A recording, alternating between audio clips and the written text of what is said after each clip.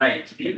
And start. Today we are do this final part of the Vipassana and then we go to area number 3, financial ratio analysis, right?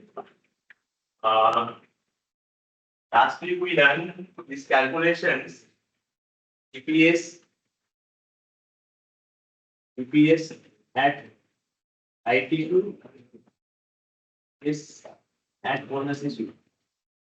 I think you are comfortable with this.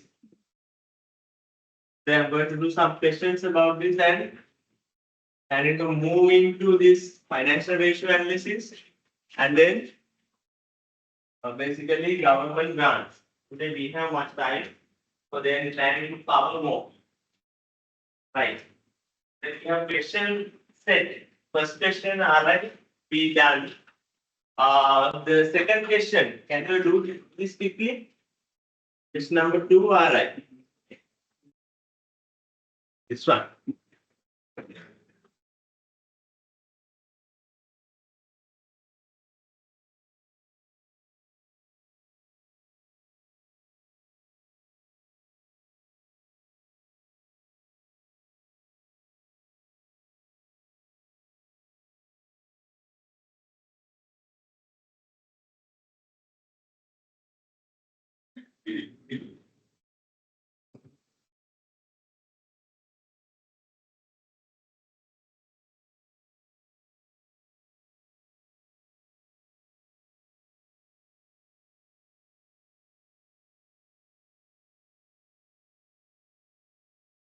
Next question number 6, no?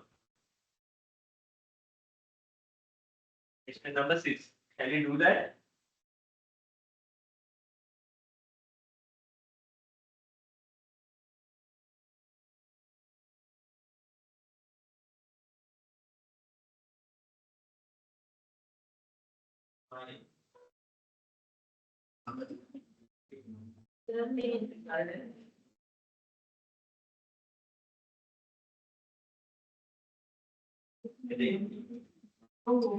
Yes.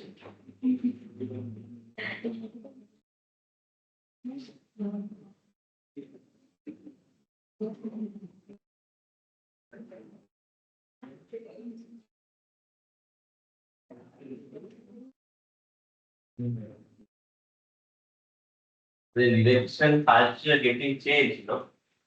Very good. Then election they are getting leave 2 days, 1 day, you know. Then in future they be remote elections. Future we don't know see you for election. Election day we have to go to work and we have to work hard. At least more than 12 hours per day.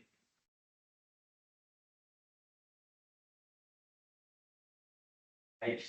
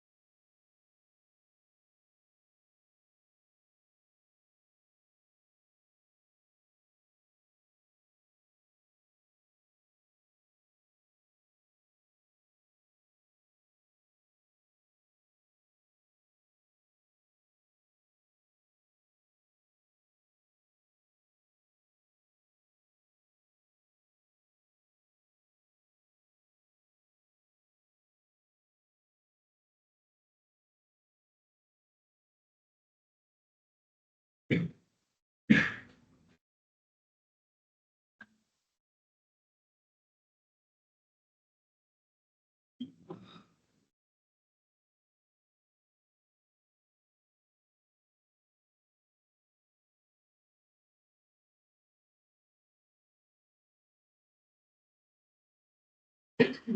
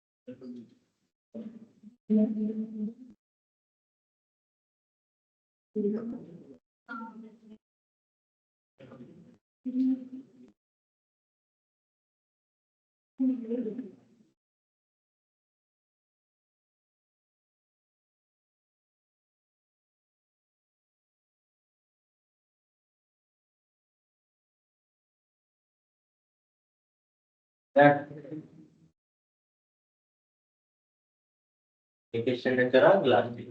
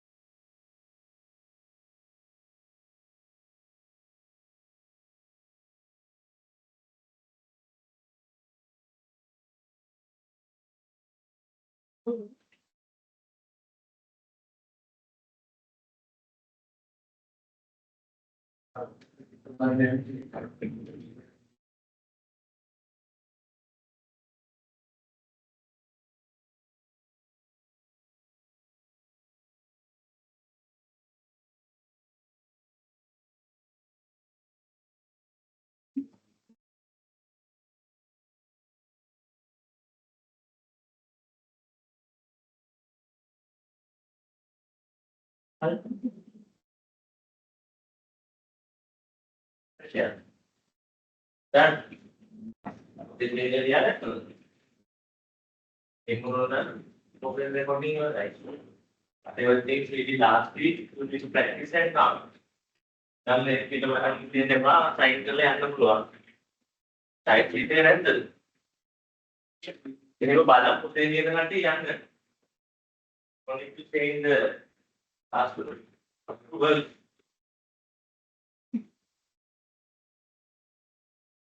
The theory we have already discussed last week. So I want to recall that memory. What we did was, firstly we need to calculate theoretical exercise price. Theoretical exercise price means with the right issue you know that it's kind of a hybrid transaction. We are giving a benefit to shareholders, plus we are getting some cash. It means not to the market value. Market value is 25. We are giving 400 shares for 15. We are giving some benefit to available shareholders, right? So then what we have to do is we calculate average share value. Average share value as at the reporting date. So what we are doing is we have this available shares and cash inflow and overall shares. Is the average return to the entity. The average return to the entity. Average cash flow maybe. Per share cash. Per share. This is RS, right? So then here what we are going to do, adjustment factor. In the market, we have 25 rupees share, but with the right issue, we have received only this average. So then you can calculate the bonus element. This is the benefit we have given to the shareholder. So then previously we discussed we are having a bonus issue. What we have to do? That bonus issue, number of shares in the bonus issue should be considered first day of the year. Why? We have not received any cash. That benefit was given to the shareholder. It was available at the reporting first day of the reporting period. And further, what we discussed, that should be added to the previous year. Why we are giving this benefit? For the shareholders, the past experience, because they contributed to the company for last 10 years, last 5 years, that's why we are giving this benefit. So then we consider this bonus element first day of the year, right? And then previous year also we consider we had this bonus element. Why? There's no any cash inflow to the organization. Right? So there's why what we are doing, right issue what we are doing. We have to convert that benefit to number of shares. That's the task we do here. We calculate bonus element per share, and we had this much of share, and from this much, we are giving this much of bonus element, right? We have to use the previous number of shares. Whatever the shares we had into bonus element, this is the amount we are getting here. And we are issuing 400 shares. From 400 shares, 108,000 shares is a bonus element. We are giving free. That's the logic. There and then see the again.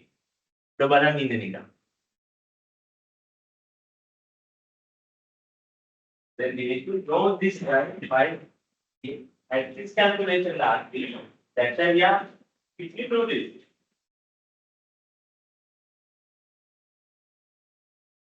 What clear is that not so we can done it. Not a like a parrot, right? You need to know what's the logic. We are issuing 400 shares. These 400 shares, we are issuing less market value. The market ticket market ticket 25 rupees. We are issuing for 15 rupees. We are giving a benefit. That benefit should be converted to bonus shares. Number of bonus shares. How many number of bonus shares are there? 6 months. The remaining normal shares. Normal shares we are giving the weightage. But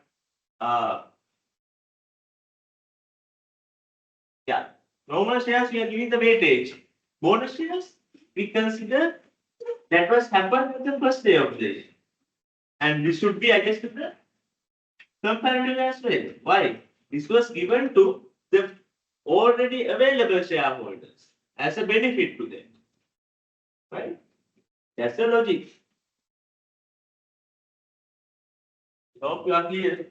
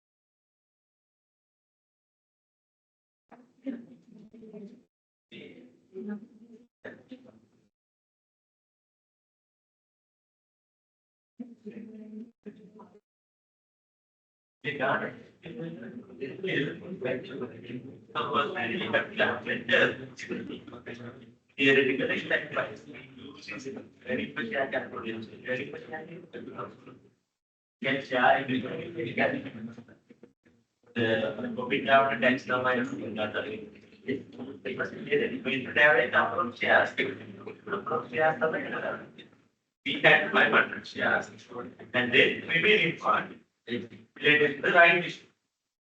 For the right issue, we have two elements. We are giving a benefit to the shareholder, plus we are giving cash to the shareholders. And if you can get it, market is a so then you feel that we are getting a cash flow, plus they are giving a benefit to shareholder. Right? So that's what we have to do. We separate that benefit and the normal cash. So the we are issuing 400 shares. 400 shares, so we divide that into two parts. One is the bonus element, one is the normal share. So that is calculate the value. The fee, the net benefit, the cash flows after the right issue. For overall shares, right? Definitely it should be less than 25. 25 the market ticket. Can manage 500. So then it's 20 plus 5. So then we need to divide 25 by 30. So definitely we are getting 1 point some number. So then we need to deduct 1. The remaining balance 0.21 the bonus certificate. That should be multiplied with the available shares. And it will give the number of bonus shares we are going to issue. So the bonus shares with the 108,000 amount. And we are going to deduct that from 400,000. The remaining is the normal shares, 291,000. Right? That normal shares will be weighted. How does the issue correct? First April 2020. First April, the product was number. And that's why 9 divided by 12, they are giving the weightage. Normal shares. But whatever the bonus shares, the bonus shares, we consider that happened at the first day of the year. But the bonus shares were the contribution in that day. I mean, you must say, weightage equals to the we get a contribution in it. We need to get the logic. That's the main part. And then I can extend accountant can explain. If you have a right issue, so then what's the logic? How are you going to calculate it? To that, you should have proper memory about the value, what's the logic behind that. So then if you want to explain that to a kind of audit committee, we have logic.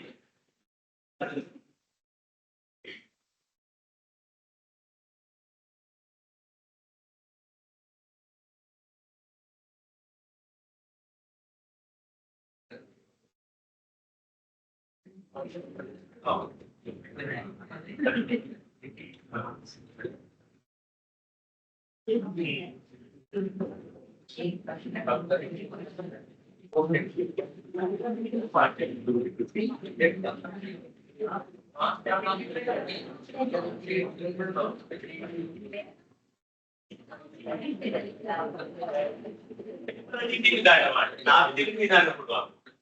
So then you had 500 shares.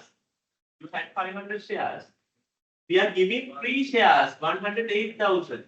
There's no any contribution for the company. These are free shares. So not paying note 500 shares. With this right issue, it should be this. It should be this. Why? There's no additional contribution to the entity, to this profit.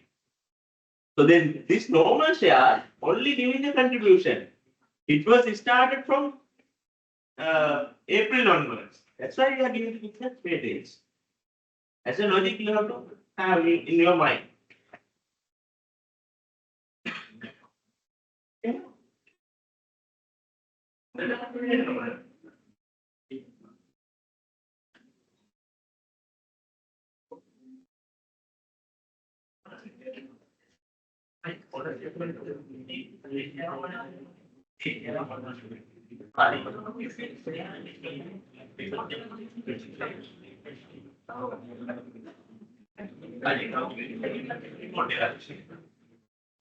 So I am repeating again, right? So then imagine last year there was no any share issue. Last year there was no any share issue, right? Let's say 6 million. 6 million profit after tax.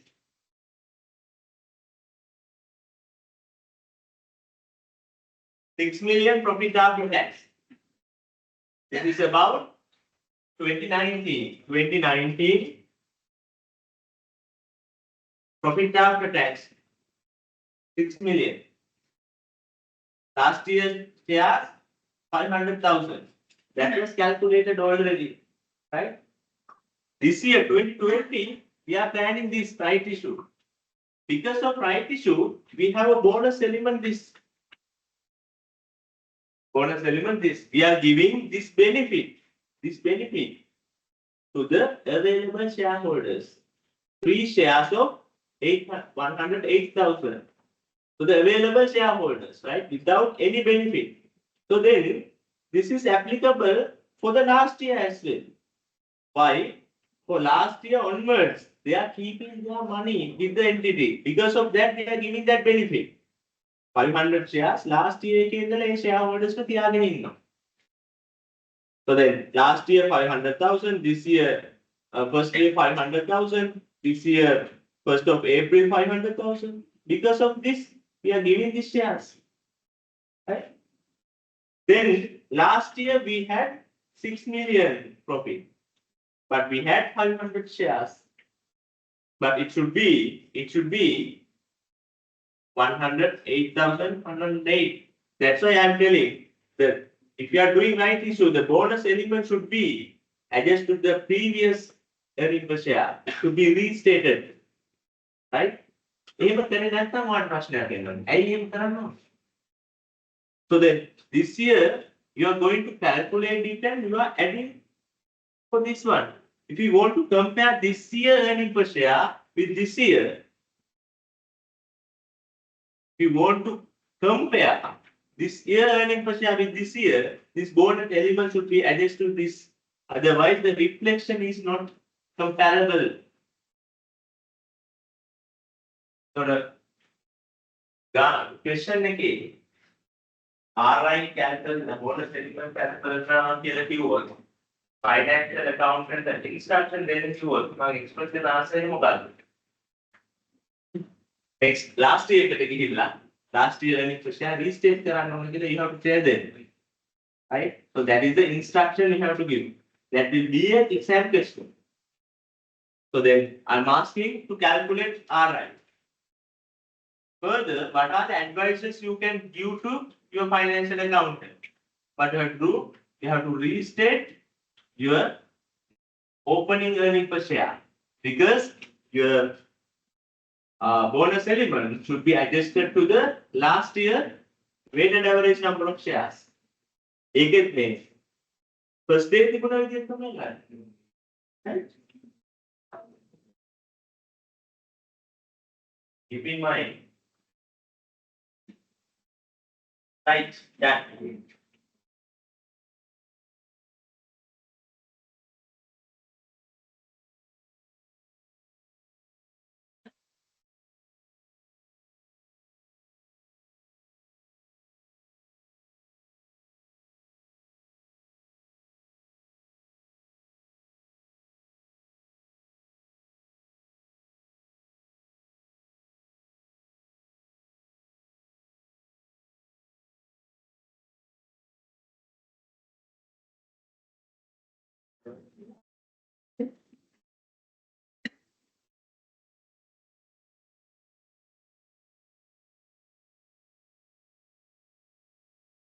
So we have some questions in the given question list. Then we'll do some of the questions. I'm not going to do all. I will share these answers. We'll do question number 10, no? Better to do some questions in the classroom. Question number 10. That's about EPS plus diluted EPS. Try to do it quickly.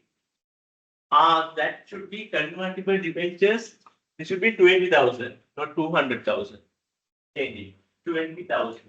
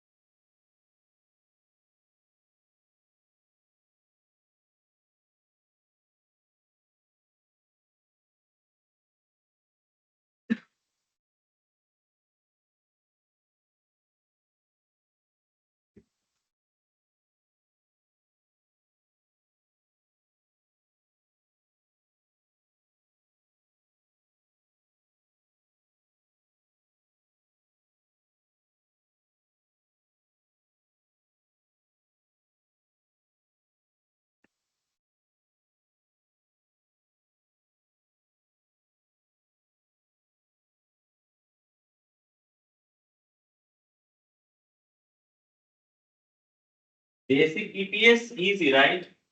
Question number 10.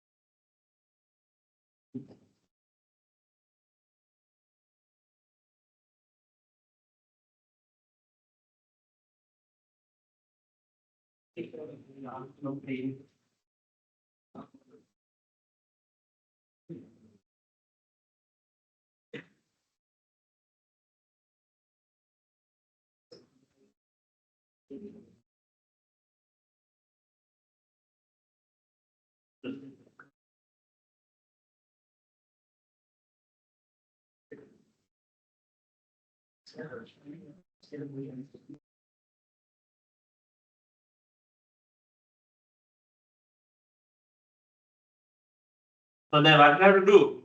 We need to change this equation to this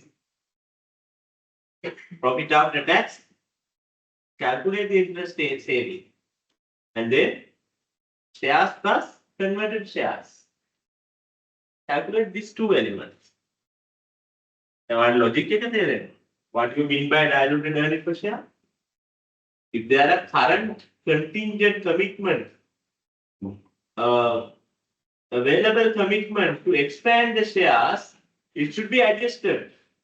Here, what we have a kind of a commitment to convert whatever the available debentures.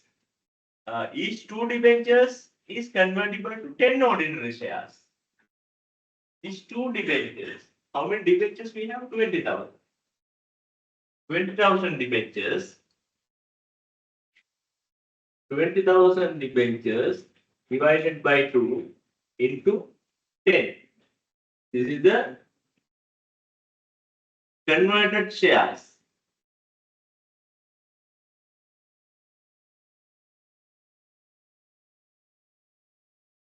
Converted shares.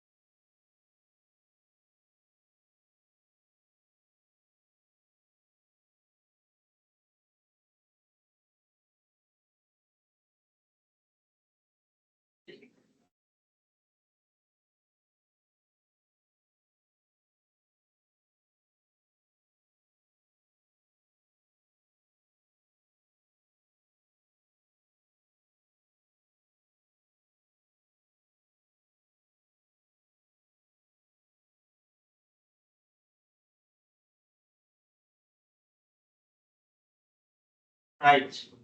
So you need to get the interest saving. How are you going to get that? Interest saving.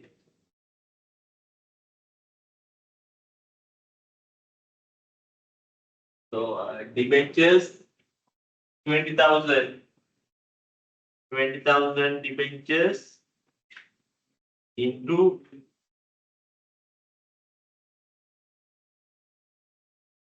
face value 100 into is the doubt.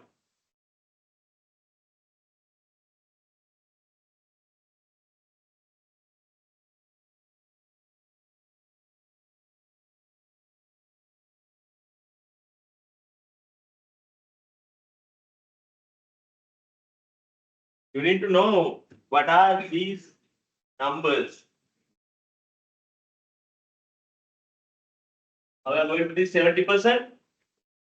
1 minus 30%. What is this? Tax rate. Okay. Done. This one, number of debentures we had, face value.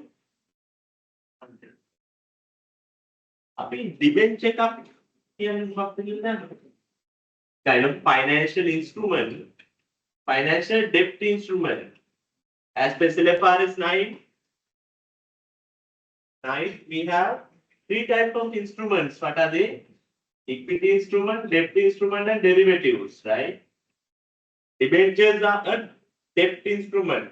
Debt instrument, we are issuing with the face value. 100 is the face value.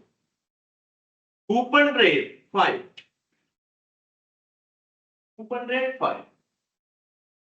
So the face value is 100, coupon rate 5.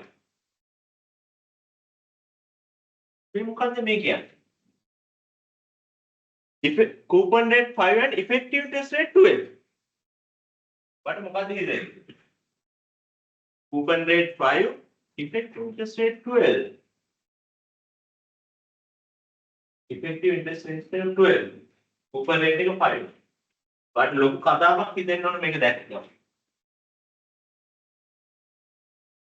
what's the reason for having 5 coupon rate, 12 effective interest rate? I make argument to keep it in. Argument the value in the discount premium rate. So discount again, what a face value? Face value is 100. 100 into 20,000. What antim anniversary cash happen? 100 into 20,000 anniversary cash happen. Face value.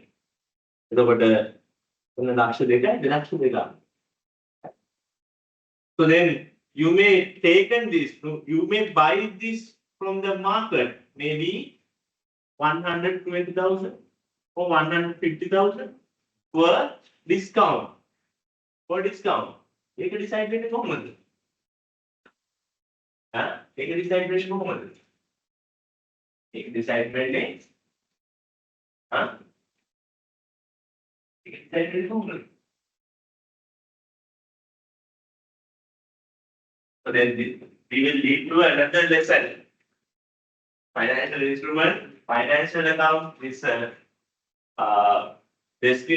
instrument valuation, finance management.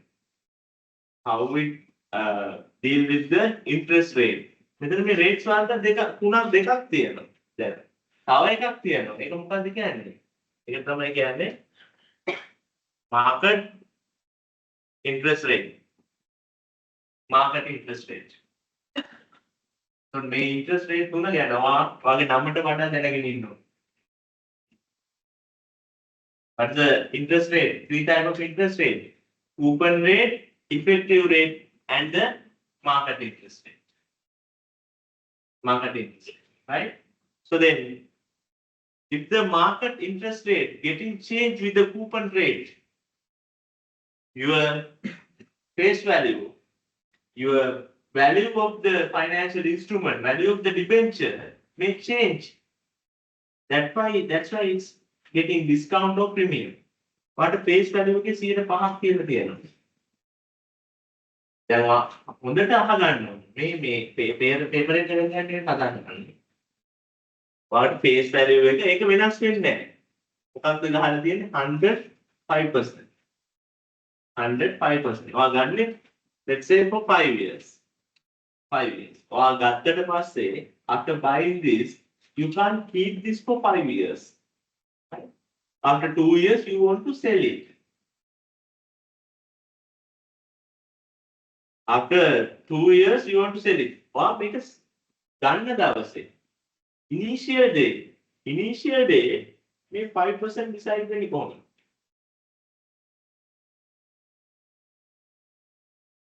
මේ 5% decide වෙන්නේ ඒකත් ඒ date එකේ market rate එක. Based on the market rate at the issue date will be decided this 5%. මේ 5% debenture එකක් නේ. මම නිකන් හිතෙන්න ඕන මේ date එකේ මේක issue කරපු දවසේ market එකේ risk free rate එක treasury bill bond rate එක අනිවාර්යෙන් 3ක් විතර ඇති.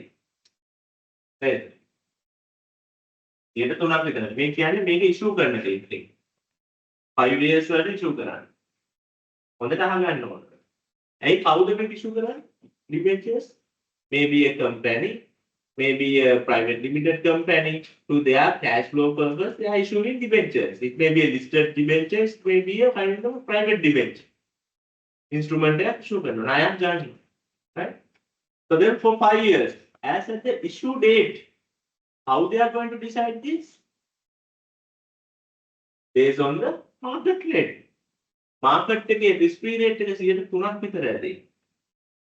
risk free rate එක 3 නම් FD rate එක 4ක් විතර ඇති.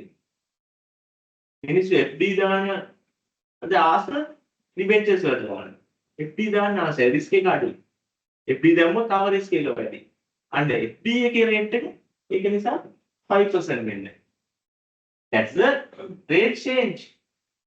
Right? So then accordingly we decided the rate. First day, now we have another 5 years. So then we purchase this. We purchase this to the face value. To the face value. Why?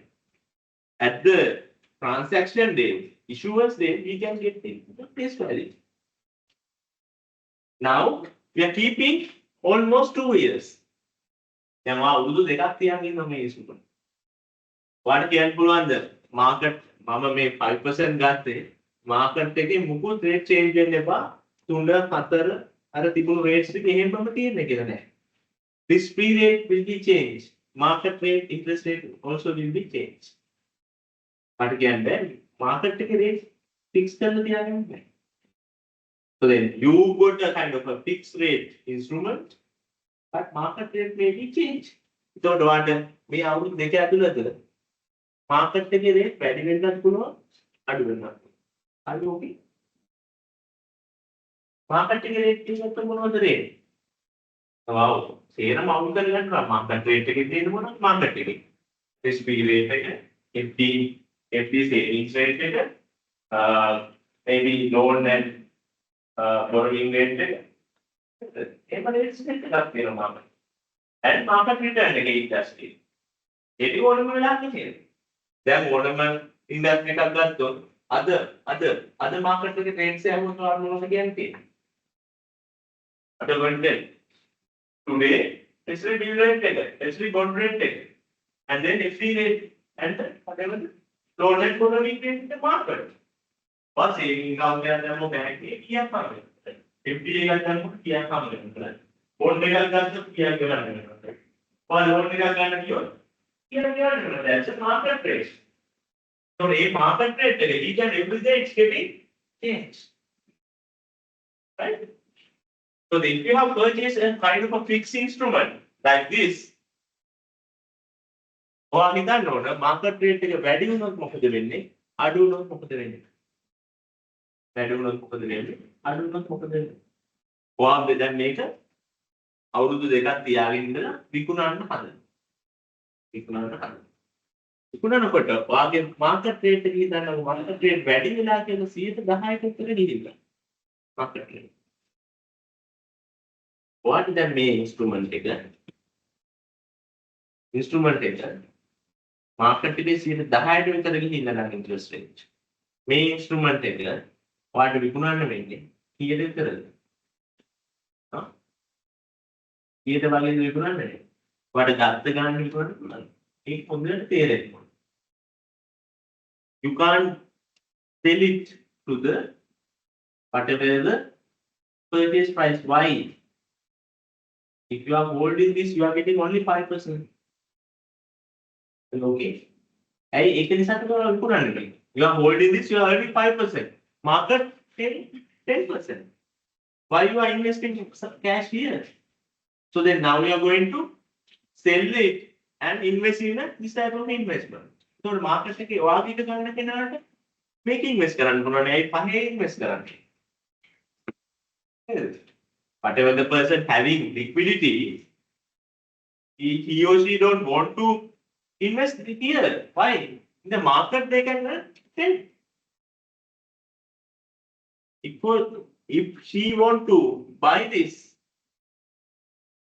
we need to give kind of a discount to them. Right? We are telling that at the maturity date, here we have 100 into 20, 100. I will sell this, not 100, it may be 75. You can get 100 at the maturity date. Then you are selling this for kind of a discount. Discount. I discount you expect that in the future that interest rate also will be increased. That's the reason you are selling that. Take a market decision. Or expect or predict that market rate again and again will go further. So then it will increase in future. If you are keeping this furthermore, or discounting again, value. That's why you are selling now. Likewise, what happened here? Here, discount coupon rate 5. Coupon rate 5. Your effective interest rate 12. Reason is, as an investor, you have received kind of a good discount. That discount, how you have to count? That's the accounting treatment. That's the balance 9. If you have a discount at the purchasing date, are you going to record that at the initial date? Are you going to account that at the initial date? Kanbangan ප්‍රශ්නේ. හොඳට තේරෙන්න ඕන අහන ප්‍රශ්නේ. වා මොකද්ද මේ ප්‍රශ්නෙට තමයි මේ එක්ස්ප්ලেইন කරන්නේ. මොකද වෙන එකක් නෙවෙයි. වා ඩිබෙන්චර් එකක් ගන්නවා. CA ඩිබෙන්චර් එකක්. ඉන්ටරෙස්ට් රේට් එක coupon එක 5, effective rate එක 12. මේකෙන් වාට ඉන්ඩිකේට් වෙනවා. මෙයාට වාට ඉන්ඩිකේට් වෙනවා මේක අරන් තියෙන 100 එක නෙවෙයි අනිවාර්යෙන් 60 වලට. amount එක හරියට දන්නේ. ඒක වා මේක minimum calculation එකක් දෙන්න පුළුවන් purchase price එක හොයන්න. ඒක දුන්නා ඔයා ඩාඩි දාලා වැටෙනවා. ඒක වාගේ finance paper එකේ question එකක්. මොකද්ද? debenture එක face value එක 100 නම් coupon rate එක 5 නම් effective rate 12 නම් purchase rate එක කියන්නේ. කොහොමද බලන්නේ?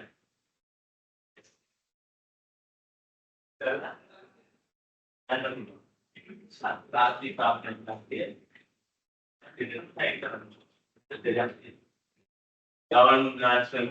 फाइनेंशियल रेशियोस करना साइड पे अनुपुना यार उड़ा साइड पे अनुपुना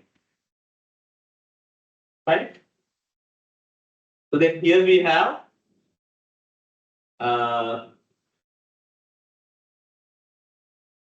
so to what make calculate කිව්වොත් ඒක calculate ගන්නන්න පුළුවන්.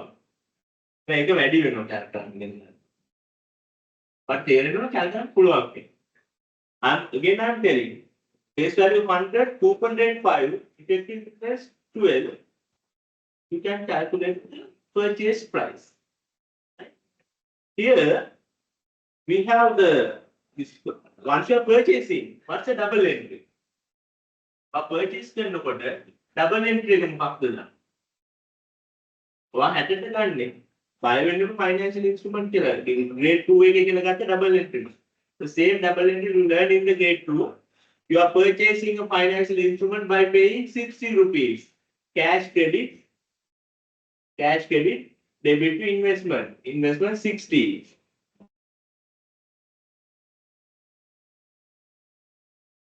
Once you are purchasing this, you are having a gain of 40. Are you okay? You are purchasing 101 for 60. Are you going to record this Are you going to record this 40? Are you going to record this 40 like this? Profit credit 40, investment debit 40. Why? Your investment account should be tallied to the 100. Why? You are getting 100 in future. Are you okay? Wow, 100 compared to 100 future gain. So then your investment should be 100. You are purchasing 100 investment of 60. You have a 40 gain. Are you going to record this 40 at the front? No, you are not going to do this. You are not going to do this. It is prohibited from SLFRS 9. But it clearly says you have to calculate the real interest rate for the cash flow project. That is called effective interest rate. Effective interest rate. This 40 should be included to this 5. We are earning rate 5%. This 40 should be split to next maybe 5 years. Next, let's say 3 years, 4 years, may 40 may gain එක ගන්න දවසට විතරක් නෙමෙයි. For next 4 years. So in 4 years will split by now. What you have to do? That should be included to the effective interest rate. Calculate the effective interest rate and accordingly recognize the revenue. So first year can recognize the revenue. Each and every year you are recognizing the revenue. That's why your coupon rate is 5, your effective interest rate is 12. Because at the purchasing point, you received a kind of a discount that was embedded to the coupon rate. Accordingly, we should recognize the income by using 12, not the 5.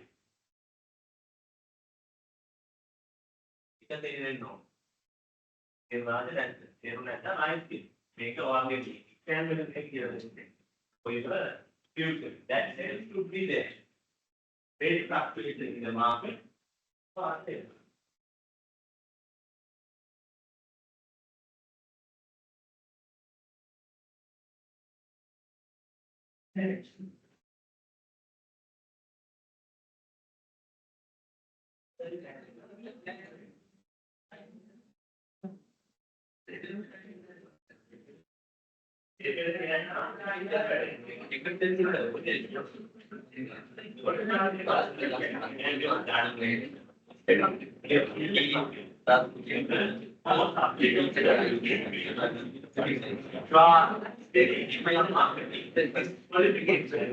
No internet.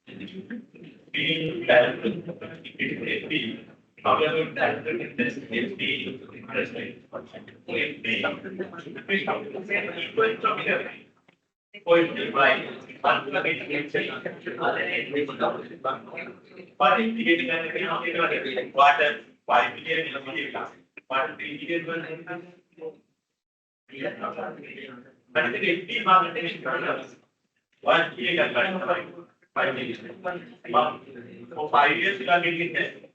After 2 years, you have to put some cash. Steadily.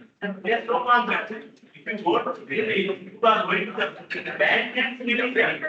But here, it's not different. But you will take a gun, what is what it means? How to play are different. And I shall put it in 14 and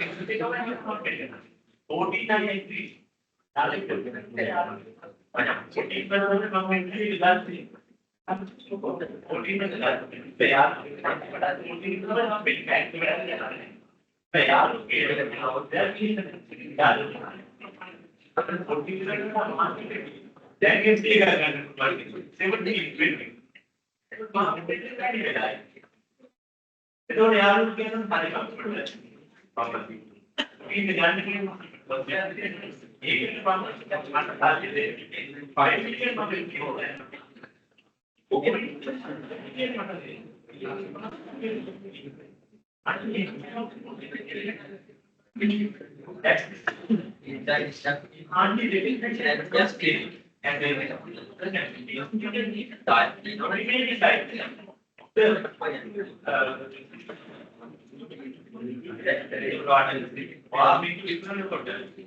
the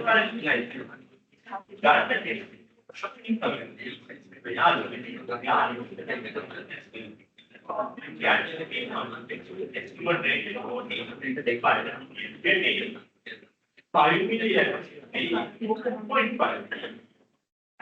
There's a 500,000 gain. That gain is not in the first 50 years. That may be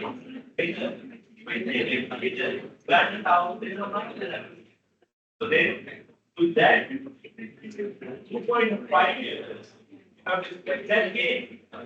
500 gain. You cannot round to one. But the way he was getting is that continuing the same, but not in the same way, and 40%. You need to obtain by adding that benefit. The goal is the same. And we are okay.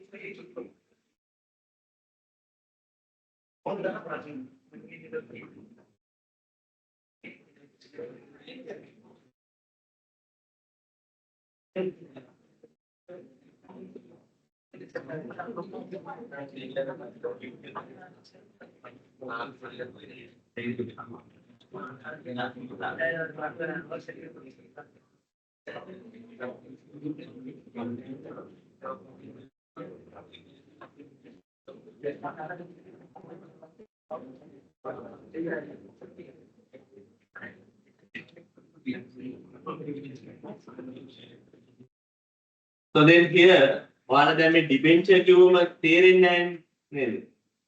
දැන් මේක example එක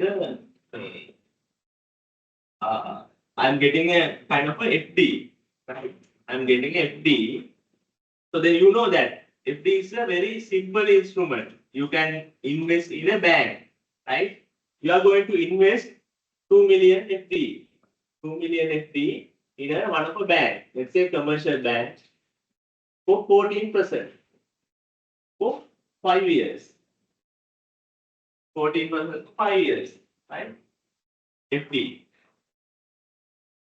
So then 2 million FD after 2 years time. After 2 years time.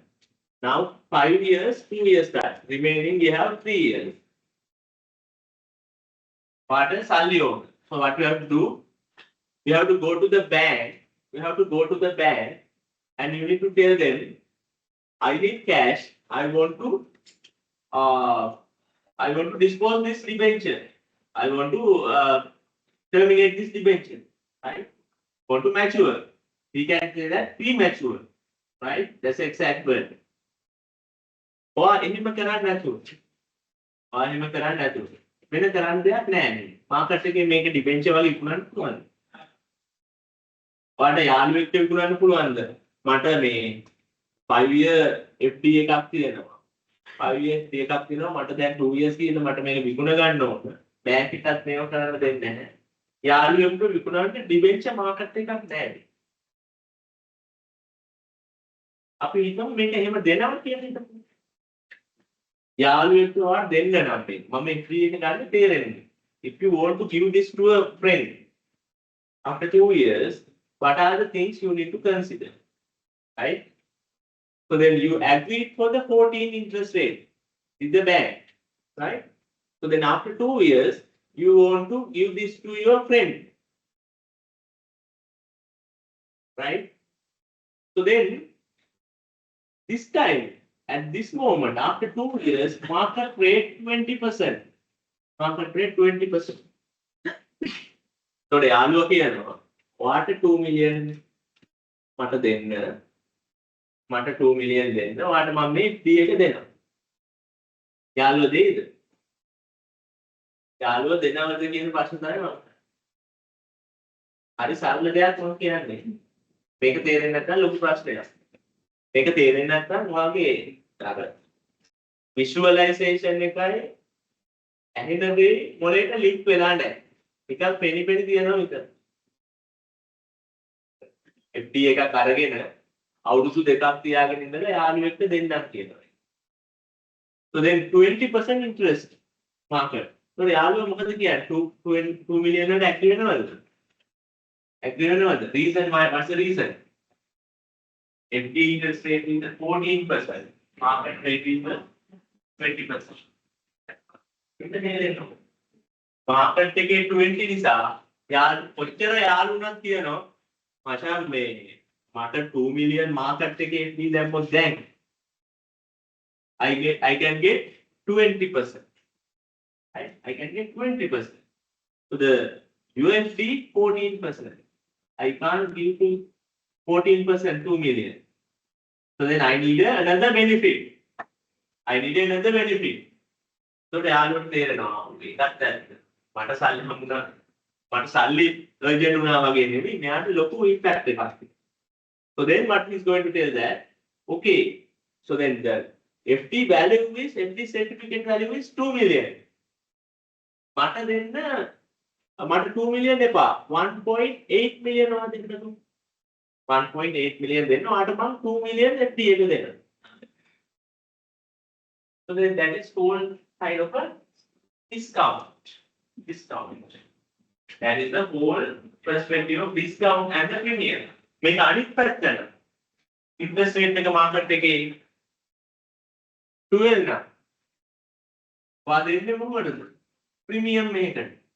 ඔයා දෙන්නේ 2.5 million වලට FD එක. අන්න ඒක තමයි premium and discount කියන්නේ financial instrument premium and discount.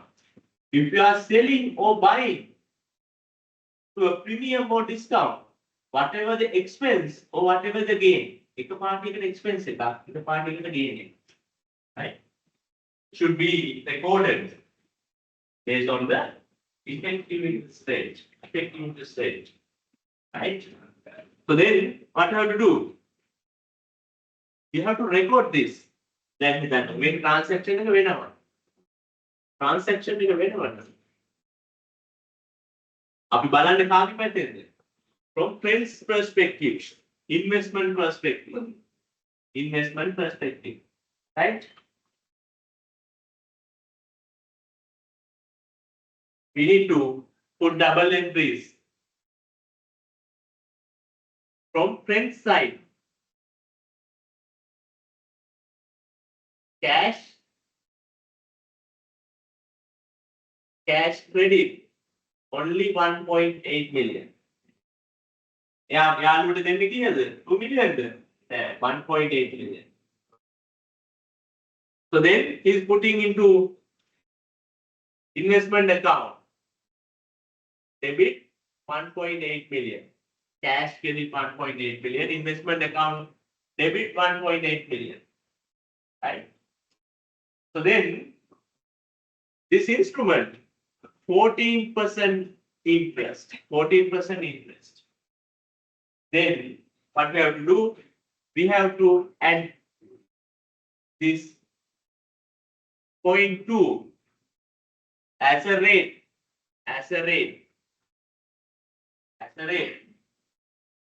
So then let's say 0.2 million as a rate, 19.01.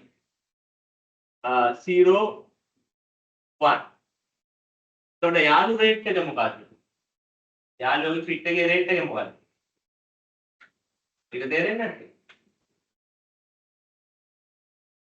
ඔයා කල් කරාම effective rate එක 19.01 නම් යාළුව percentage එක කීයද? යාළුවගේ fit එකේ වටිනාකම කීයද? 20% minus 19.01. 0.01% is the friendship percentage. If the market take a rate, what is there in the යාළුවාට 20% market එකේ තියාගෙන එයා කියනවානේ මට මේක නිගාන්ටම දෙන්න බෑ කියලා. ඔයා ගාණක් අඩු කරනවා. ඔයාලට 1.8. 1.8 once you are giving that, you have kind of they are giving a benefit to me. After considering the benefit and the rate in the certificate, altogether 9.01. So ආයෙත් යාළුවට කියන්න පුළුවන් ඒ benefit එකක් නැමෙන්න coupon rate එකක් ගන්න still I am getting 19.01. I can directly go and get 20%. But I still agree with you because of the friendship. So යාළු පිට එකට 0.01 loss එකක් තියාගෙන ඔයාලට deal එකට ඒකයි මම කිව්වේ යාළුවගේ friendship rate එක 0.01. Right? Okay. So then the double entry. Double entry is the area we focus as the mountain there, right? So then you have to calculate annual interest rate now. Annual interest rate, are you going to use 14? No. But have to use 19.01. You have to record 19.01 interest rate. Right? 19.01.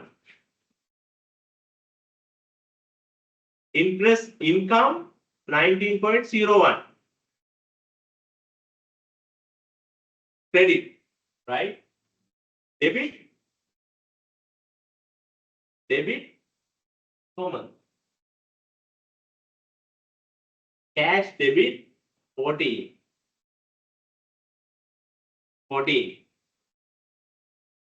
Cash debit 14. Investment account debit 4.01. Right? වාගේ මොකද්ද? මෙන්න මේ වැටිච්ච investment account එකට මේ accrual interest එක right? So you are going to do this entry for next 3 years. Next 3 years. Why? You had the original tenor 5 years. Your friend that was used 2 years. Remaining 3 years. You do the same entry. And then cash. What a FD එකට සල්ලි හම්බෙන්නේ කීයද? 14. ඒක double entry මොකද්ද? Cash debit credit to cash debit interest income debit. Right? 14. Simple. Now interest income 19.01 credit. But සල්ලි හම්බෙන්නේ 14. ඉතුරු ටික හම්බෙන්නේ කවදද? ඉන්වෙස්ට්මන්ට් එක මැචුර් වෙන දවස. එහෙනම් ඒක මොකටද දාලා තියන්න ඕනේ? ඉන්වෙස්ට්මන්ට් account එකට. එතකොට වාගේ අවුරුදු 5 ඉවර වෙනකොට මේ ඉන්වෙස්ට්මන්ට් account එකේ වැලියු එක කීයක් වෙන්නේ නැද්ද? ඉන්වෙස්ට්මන්ට් account එක 2 million වලට ඇවිල්ලා 1.8 වැටුණු account එක දැන් 2 million වෙලා with 3 months 3 years interest. So then you are going to mature this. Once you are maturing from the bank, cash debit, credit to this account 2 million. This account will be closed. Right? Okay. Make a double entry. Simple. A double entry. අපි අවුරුදු තුනක් මේ මෙතන amount එක වැරදි ඇති. මේ amount එක ඔයා බලන්න එපා 14 into giving 0.2 million discount effective interest rate 19.01 here. So then that was I just put right. ඒක අනුව තමයි මම account කරේ. Account is simple. Once you are investing, again I am telling you, once you are investing 1.8 million for 2 million cash debit to investment account. Simple. Right? And then For this instrument, we have a 14% interest. Face value. ඒක අපිට bank එකකින් හම්බ වෙනවා. ඒක අපිට bank එකකින් හම්බ වෙනවා. එතකොට ඒක අපි record කරන්නේ 14% නෙවෙයි. So then we are going to record 19.01 because as SLFRS 9 clearly says we have to recognize the income by using effective interest rate. Why? This 2 million gain we are not recognizing to the first year. Our purchase කරන year එකට මේ 2 million recognize කරන්නේ. එහෙම recognize කරා නම් අපිට entry මොකක්ද? ඒක recognize කරා නම් මේක 2 million කරලා P&L එකට credit කරනවා 4 million. You are not going 0.2 million. You are not going to do it. Why? You have to calculate effective interest rate. So then what you have to do is then you need to recognize first year, second year, third year interest income by using effective interest rate. So the first year recognized, second year, third year. First year, what's the entry? Interest income.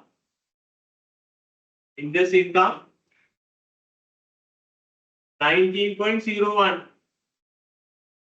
Right? May interest income again. FD interest income again. 14.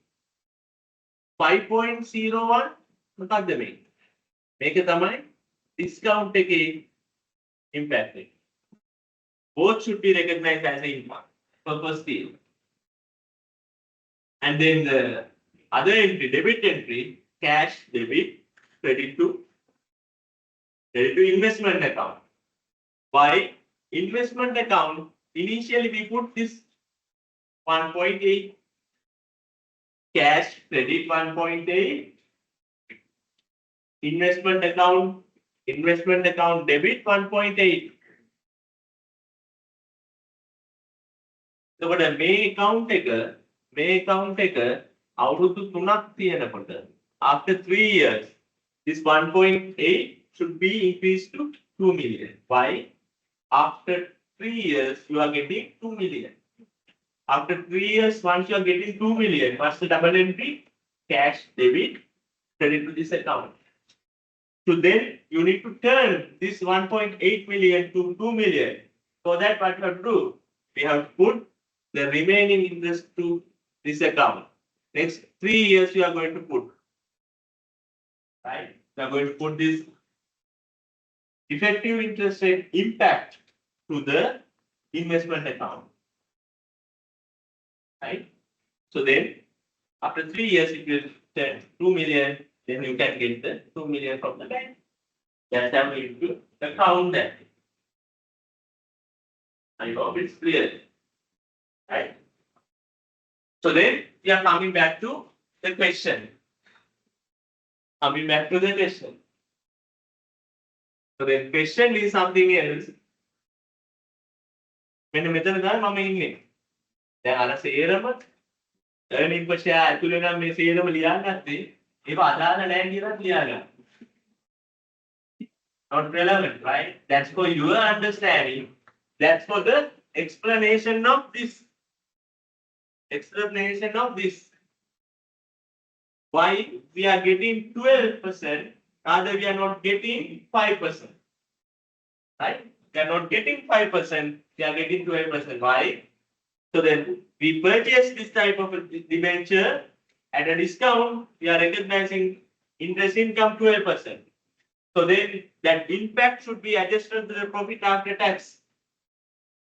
So then you can have the final answer.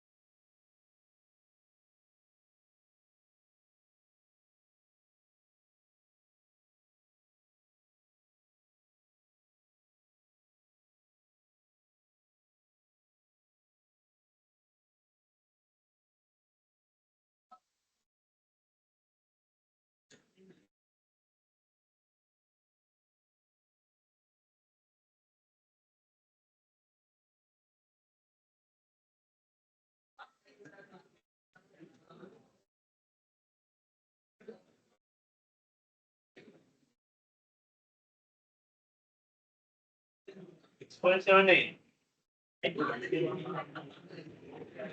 6.78 is the answer. 6.78.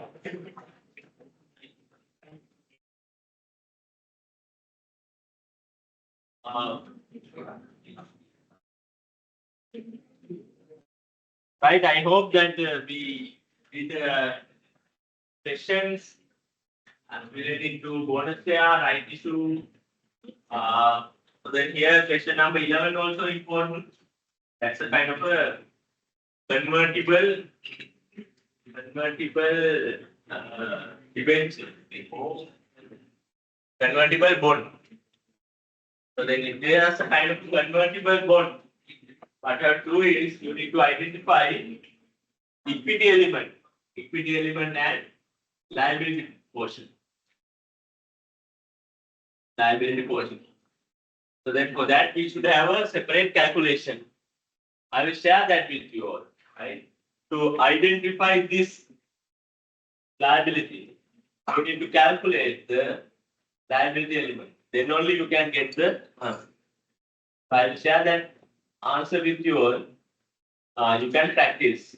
I think we have completed most of the questions from the given question list. You are comfortable with the earning per share calculation.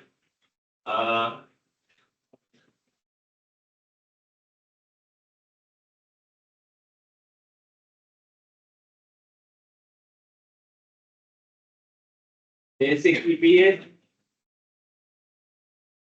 and then EPS at bonus issue, EPS at right issue, diluted EPS,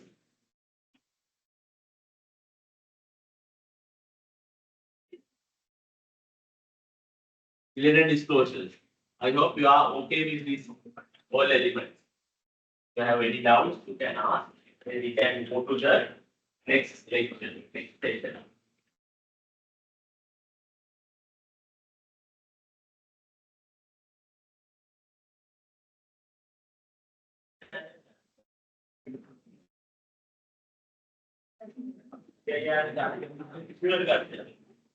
Well, that's the reason example.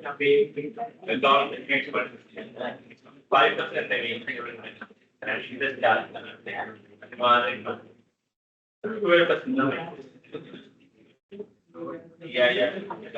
It's not accounting because 3.9 million accounting profit. You need to remove this charge.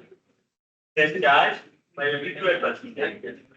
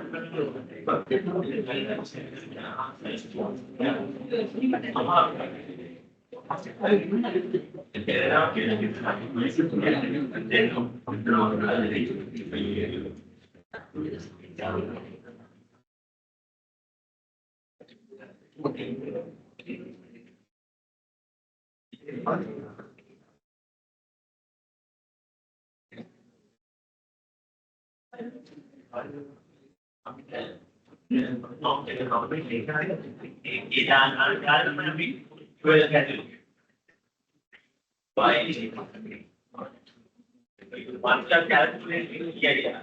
Not my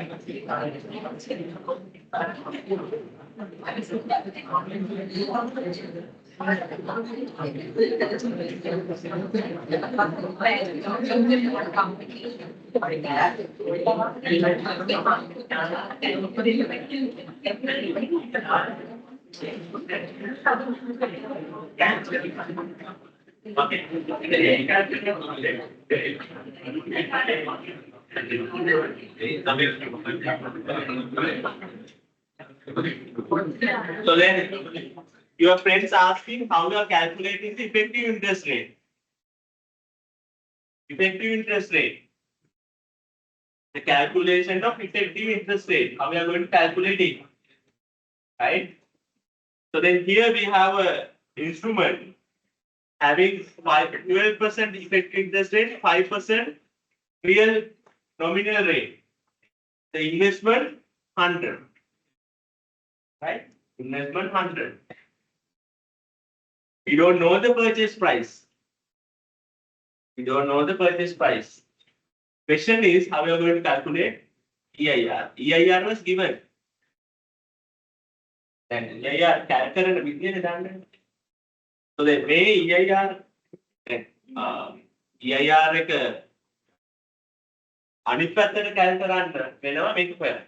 එහෙම නම් වලට පස්සේ කරන්න වෙන්නේ. So then your EIR this 12%, you are assuming another rate. If it is at 10%, you need to have forecast, and then you need to cross check and you need to get this price. මම එහෙම කරන්නේ නැතුව මම assume කරන price එක. Let's say 100. Definitely there is a discount, no? 80 you are buying. 80 you are buying. So then I'm telling that how we are going to calculate EIR, right? So then you are buying using 80. The first year, 0 year. 0 year, cash outflow 80. Cash outflow 80. Right? Cash outflow 80. First year, you are getting 5% interest. 5% interest into 80 or 100? 100. Because your face value 100. Then you are getting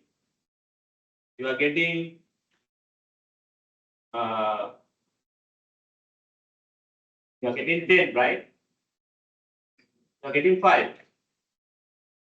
You are getting 5. Second year, 5. Third year, 5.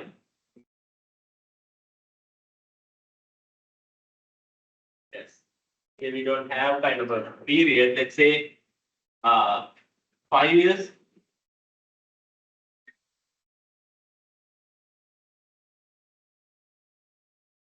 105.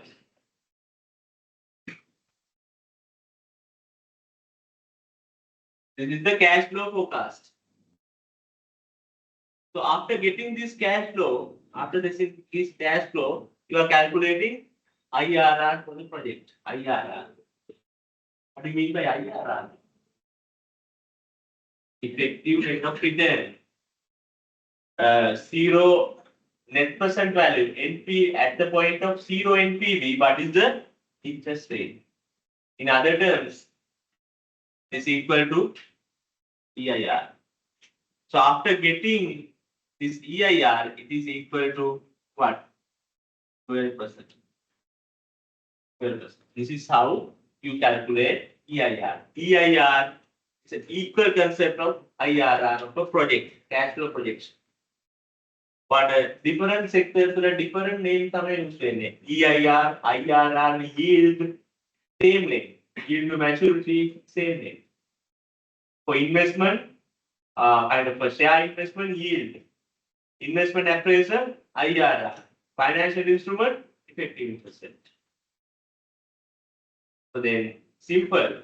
Once you are calculating effective interest rate, you need to calculate the cash flow forecast and calculate IRR and decide the interest rate. Now, what to make it 12 here now? Make calculation is unexpected. When the method amount the difference between this and 100 is the purchase value and the discount. Right? I hope that we done. So then we discussed about all the aspects about earning per share, disclosures, calculation, and then the financial accounting treatments, as well as the finance management aspects. Right?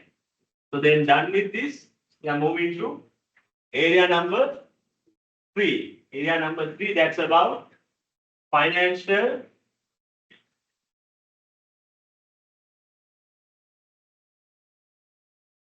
ratio analysis.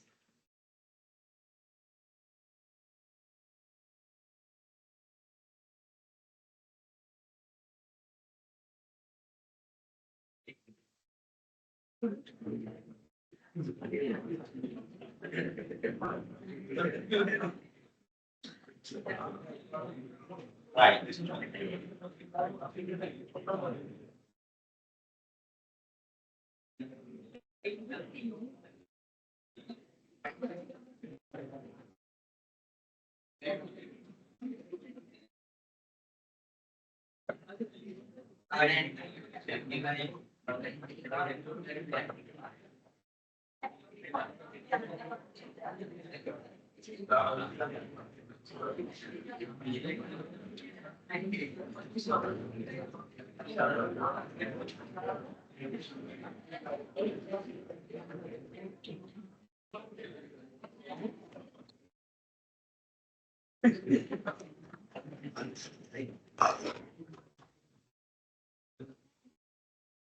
So this is a really important part because it's relating to your group assignment.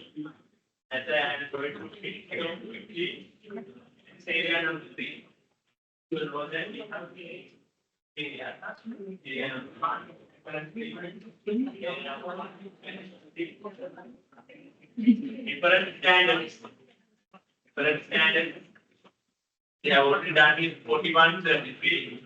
Today we are going to cover 20, right? Government grants. That's area number 1. Area number 2, consolidation. Area number 3, financial statement, analysis, interpretation, and communication of financial results. That's that financial accounting we have a definition, right? Definition.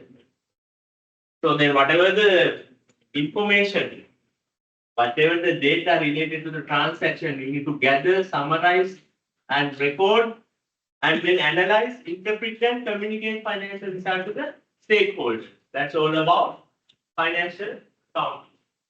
So then now we are at the final stage.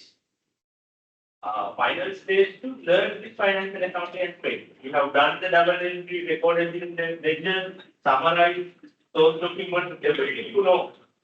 right? Financial standards, consolidation, everything. You have completed it, but your job is not done.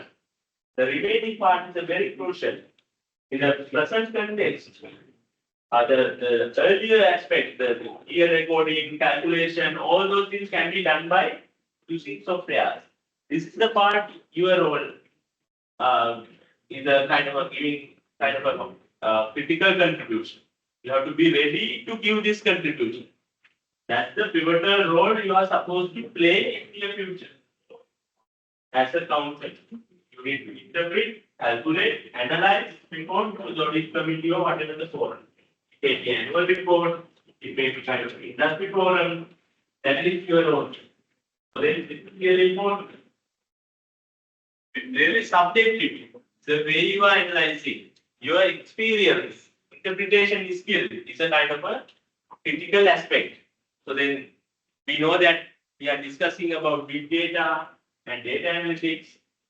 By using all those aspects, what you have to do is you need to analyze these numbers and interpret and give information for decision making purpose. Right? For that, we have kind of a set of slides. Firstly, we do ratio analysis.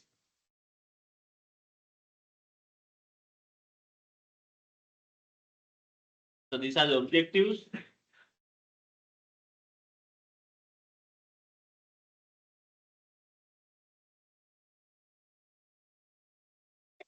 All the performance evaluations and decision making, predictions, budgetary evaluations will be done through this analysis.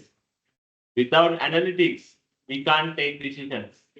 But a gross margin එක දැකලා නිකන් decision ගන්න බෑ. You need to compare that with the market and the last 5 years and another 5 years expected margin. Cross check that. You need to understand it, right? And only you can take decision. You need to identify exceptional situation, inconsistencies. Then only decisions may be effective. Otherwise, if you are running a business without a CFO, may be very difficult, right? Some of the instances I have seen that they are not doing kind of a financial reporting. They are not calculating the ratios, and they do businesses based on the kind of a business sense. They can aggressive marketing. යාළ ඕන විදියට කරනවා. තේරෙන්නේ නැති විදියට කරලා අන්තිමට they will stuck in the middle, and at that point they are very helpless. So then the critical thing is they are not doing reporting and analytics, and based on analytics they are not getting decisions. That's the core weakness they are doing. Then as a accountant, as a company, what we have to do? We have to use different techniques to evaluate, analyze financial numbers, right? So then one of the key technique we can use is financial ratios. So then firstly we are discussing what are the financial ratios, what are the benefits, and different ratios we can use, what are the interpretations, any different adjustments related to ratios, assumptions, all those things will be discussed here. I think this is kind of a topic you have already done this, maybe grade 5, grade 6, or medical like current ratio, the gross margin, asset return or අයියෝ ඔක පාරක් කරනකොට අයියෝ මේකද කියලා හරි. වෙන මාස අතුරුයි. දන්න දෙයක් කියනකොට නේද? Agriculture, segmental analysis, fair value, financial instruments, term value, consolidation, step action aspect, and the current ratio to general game. That's අතුරුයි. මේක තමයි අමාරුම පාර්ට් එකේ එක්සෑම් එකේ. මට නම් පොදුවේ ඇනලයිස් කරලා numbers දෙන්නේ නෙවෙයි. මට හිතන දේ ඔයාලට හිතෙන්න ඕන. තමයි. So then, the next part is the analysis. So then, analysis, we can use different techniques to evaluate, analyze financial numbers, right? So then one of the key techniques we can use is financial ratios. So then firstly we are discussing what are the financial ratios, what are the benefits, and different ratios we can use, what are the interpretations we can use, and ඒක තමයි වෙන්නේ. examiner perspective එකකින් company ප්‍රශ්න ටිකක් තියෙනවා ඇතුලේ. ඒකට පේන්නේ කොහොමද? Through financial statements, I have given a story behind the company through financial statements. I want to see that story in your words. What is financial statement? Financial statement මේ company එක ලොකු story එකක් කියන්නේ. මේකයි මේ විදිහට වෙලා තියෙන්නේ. ඉතින්මයි මේක වෙන්නේ. ඉස්සරහට මෙහෙමයි වෙන්නේ. මේ company එක තුල මහන්න වෙනවා. කියන කතාව අසන්න කියන්නේ. ඒක තමයි honesty එක. දැන් ඔයාලා ඉන්නේ final third year first semester financial statement set එකක් දැක්ක ගමන් මේ company කට්ටිය මොකද කළේ දැන් මොකද කරන්නේ ඉස්සරහට මොකද වෙන්නේ කියලා කියන්න පුළුවන් level එකකින් කියලා තමයි තියෙන්නේ. So that is the time expecting. Like a doctor, right? After seeing your certificate, maybe kind of a blood report or MRI scan report, ඒක බලලා කියන්න පුළුවන් නේද? ඔයා හිටියේ කොහොමද? ඔයා බිව්වේ මොනවද? ඔයා දැන් ඉන්නේ කොහොමද?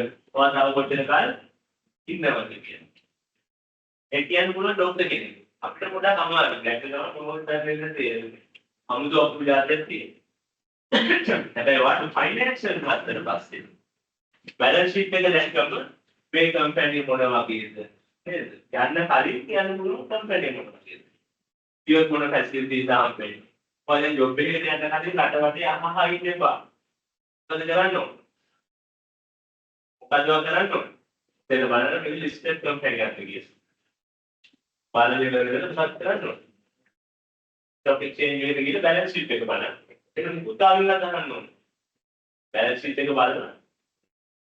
ඩිසයිඩ් කරන්න මේ කම්පැනි මොකක්ද කරලා තියෙන්නේ කොච්චර මේවල තියෙනවද කොහොමද ඔපරේට් වෙන්නේ තාම ඔච්චරලා තියෙන්නේ.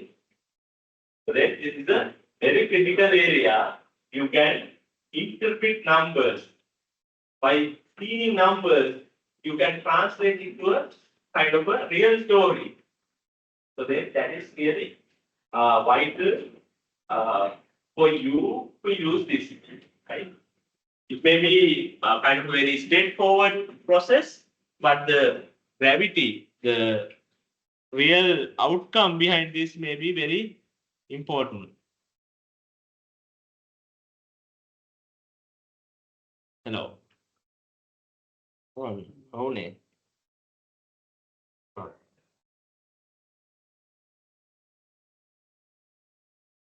All the guy answer that. Q&A.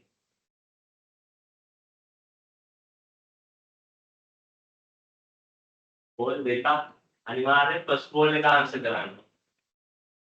එක call එකක් දෙවෙනි call එක answer.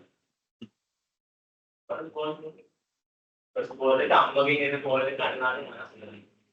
දෙවෙනි call එක boss ගෙන් එන call එක answer කරන්න.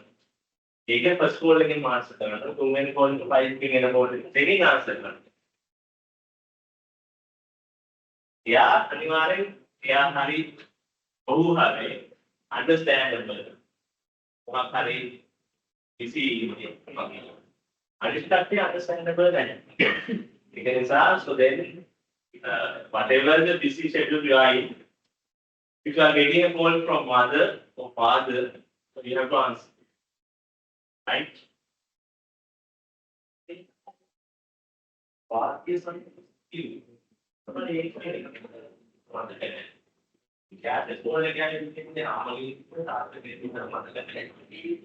ඊපස්සේ ආ හොස්පිටලයිස් කරලා heart attack එකක් එතනම නැති වෙලා.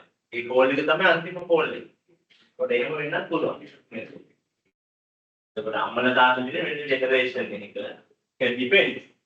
Your parents may be very young. That's okay. Some means the totally different story. Whatever the decision you are in, don't care about that. Just ask what the status. That's the zero is the zero. So the eka vatyahan puluwan. Just give the status and tell them I'm busy. I am poor. Otherwise, maybe a kind of a difficult situation. We are going back to financial ratios. As I mentioned, these are the benefits. by using financial information. You can evaluate budgeting, forecasting, planning. You can understand corporate sicknesses. That's why I told you. Corporate sicknesses for part of that monthly way. Scan report data, blood report data, after seeing kind of MRI report, you can see health situation, whatever sickness you have. But if you want to understand corporate sicknesses, you have to go through financial ratio. Right? One of the things for corporate sicknesses. Corporate solvency issues, working capital issues, serious loss of capital. What else?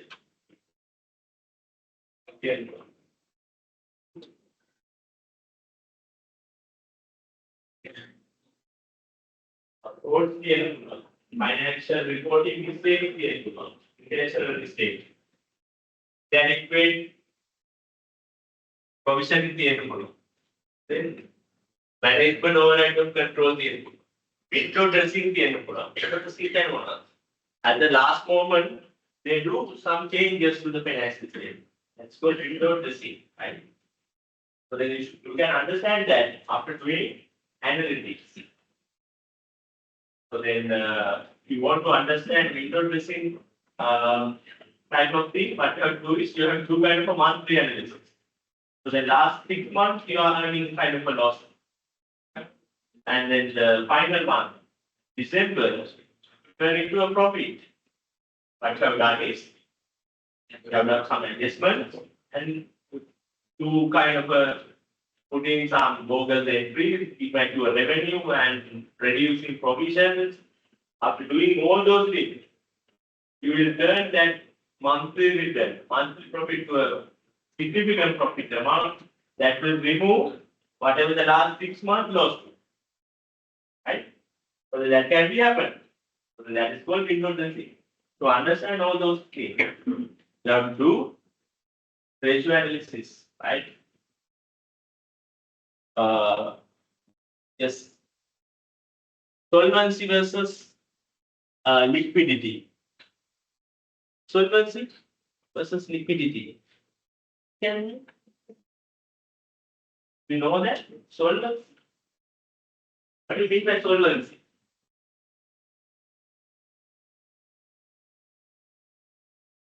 Solvency can move up.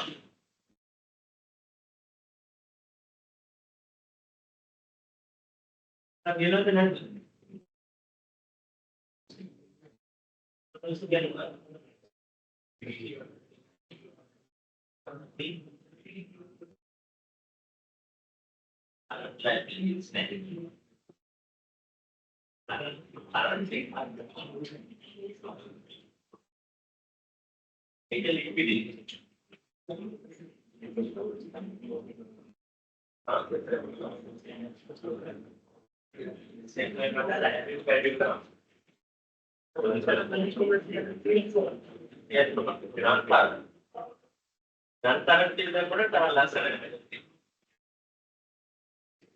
Then liquidity is solvency.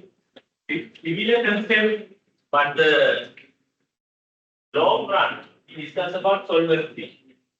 Short run we discuss about liquidity. Solvency issues, liquidity issues. Liquidity issues means short term. Whether you can service your short-term liability by using your short-term asset. That is called solvency or liquidity. Solvency means as a company, in the long run, can you service your debt, long-term liabilities by using your total assets? That's called solvency. You are having a long-term liquidity issue that will lead to a solvency issue. Liquidity always short run, solvency always long run. Right? Solvency calculation is done by, can be done by using standard requirement. Sometimes clearly says how we are going to calculate solvency calculation. Right? We have separate standard standard for going concern in intermediate circle. Right. So the calculation in the companion section. Companion section 57. Section 57 says how you should calculate solvency. It means if you are having kind of retained earnings, positive retained earnings, you are having solvency. Then only you have to do dividend distribution. Companion clearly says if you want to do dividend distribution, you should have solvency. Then only you can do the dividend distribution. Otherwise, what will happen? You do dividend distribution, you don't have solvency. So then what you have to do? If you have extra money, keep that inside the business, don't distribute. So then it clearly says if you want to distribute, you have to do a solvency test. Solvency test එකක් කරලා විතරක් මදි. මොකද කරන්නේ? Auditor කියලා certify කරගන්නත් ඕනේ. Right. Then companion. Solvency means long run, whether you can service your long-term debt. Right. All those things can be evaluated by using this ratio calculations.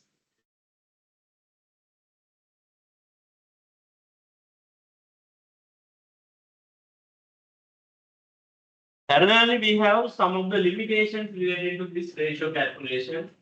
Very pretty straightforward. You can understand it. You know that financial accounting itself, we are having some difficulties. Is inflation, historical numbers, and this standard and all these concepts can be misused by the financial managers. Comparably, comparative numbers. It's very difficult to compare some of the financial statements because the practices and interpretation of financial standards may be different in the companies. And different accounting policies fail. Or then hotel දෙකක් compare කරනවනම් hotel දෙකක් compare කරලා calculate කරන asset turnover ratio. Asset එකට turnover කියනවා. Asset turnover කියනකොට ඒක compare එකක් property plant and equipment. අපිට කරලා තියෙනවා. Evaluation model තමයි use කරන්නේ. Other company cost model. You know that as a hotel company, property plant and equipment, the building value may be a significant value. They are using revaluation model. Each and every year they do revaluation. It reflects the most probably the most equal to the market value, the reflected value in the books. And then the company who are doing cost accounting, cost model, they have keeping this whatever the incurred cost at the initial point. The point they established, they build this building, the incurred cost. With compared to the asset turnover, the company who are using cost method, they are having more asset turnover. The person, the company who are using evaluation model, giving totally different picture. So you want to compare both two hotels.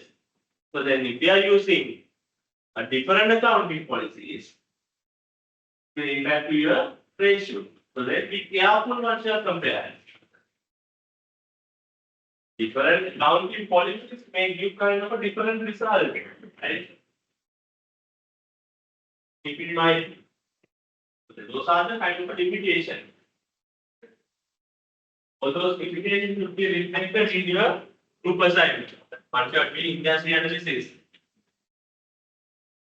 mention you are comparing two companies. Definitely you have to mention all those things, consider all those things like window dressing, I explained, changes in price level, seasonal factors affect financial data. Ratios account for one variable. Yes. Those are straightforward limitation. You can add some more things. Human errors. Right? And then IT related errors. So some of the entries may be duplicated. We don't know. So then recently the financial numbers getting through some of the systems, right? SAP system itself, we can get the financial reports, profitability, gross margin, everything. So the once you are getting financial numbers, maybe change because of IT infrastructure issues, application level issues, maybe there. Right.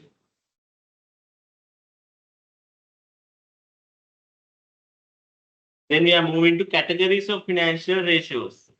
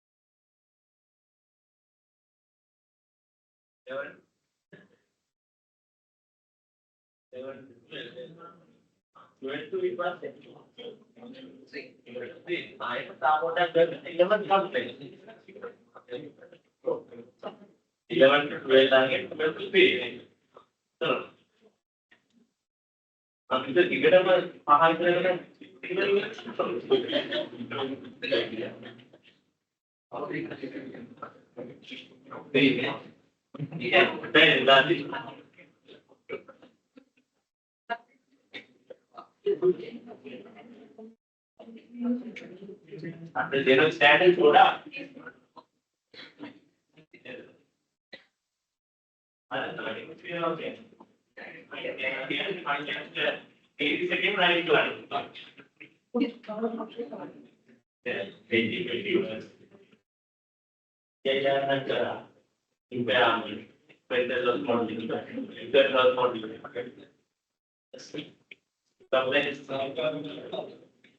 We don't have a Srilanka 16, but we don't have a Srilanka 30 travel. It takes time. And then 21 change rate segment. Then those are complex standards. Then you need to be ready. After finishing a standard, you want to feel that not so comfortably. So then we have done with 41 and 33. I was easily everybody can I standard. I feel wow. You need to feel that you are comfortable with the standard. I'm not telling that you are 100% comfortable.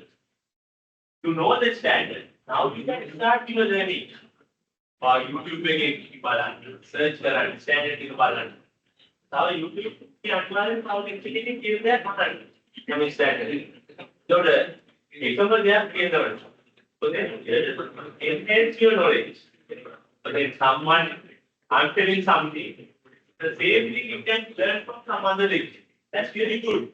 Right? How can electric you figure it out what it is and the same content. Any contradiction, any different examples they are getting. That's how you can learn to do that. And get a time for good understanding about the concept. The high passion they are going to learn, right? Otherwise, you don't think that you just learn this for the exam and after finishing the exam, all the things done and done. That is not the way, right? So not the way forward. So whatever the things you know, will be, whatever these rates, market rates, and county treatments, tax treatments, all those things add a value to you after getting the degree. But if you get if you can't BMICH, you should know all those things. Expect when on the GPA can't see the location theory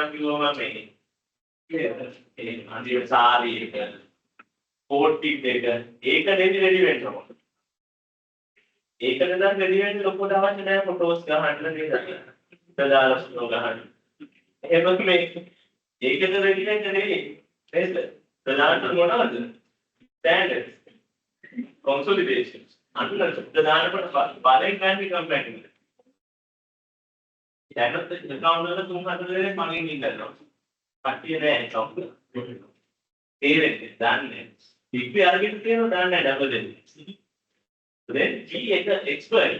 So then there's a high demand in the market. That current like nothing. If you are expert in all of that, or really on the attitude maybe by heart rather than area expert again. Or consolidation done, or realization done, or financial instrument done. Adding value to you, then you can market yourself. Okay. Part of the problem. Anything put up in here. Keep learning, keep learning. Then you can enjoy yourself. Enjoy yourself or up to you to decide. Or enjoy yourself for the last one. Neighbor, relation, don't compare. Then that is not the happiness. So then first understand yourself. What do you want? What do you want to be happy? It's a critical question you should ask of yourself. Don't compare yourself with others. So then if it is so, you can't stay in this country. Whatever the things you want, that's why you are reading for this PP, right? Wow, you want to get this PP. My arm would have been a whole perspective, the objective should be kind of a satisfaction to you. Then based on that, you can invest. If you want to make standard learn daily fashion making kindergarten, our friends. If you want to try it, you know, someone not like taking anything, if you want to do what you want to other to kindergarten, other kids want actor garden.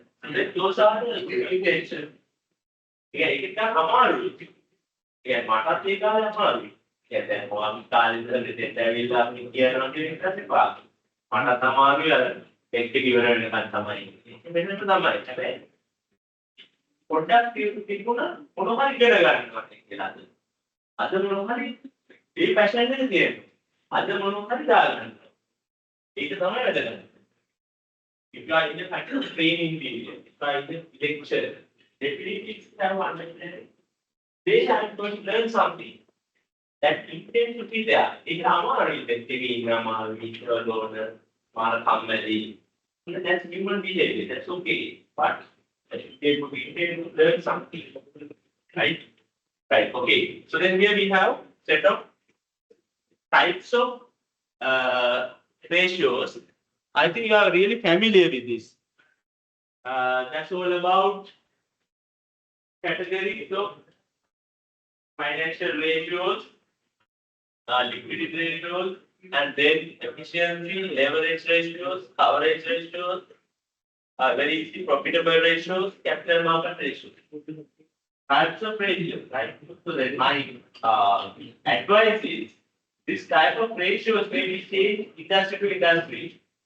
Then here we are discussing kind of a very basic understanding, basic ratios, right?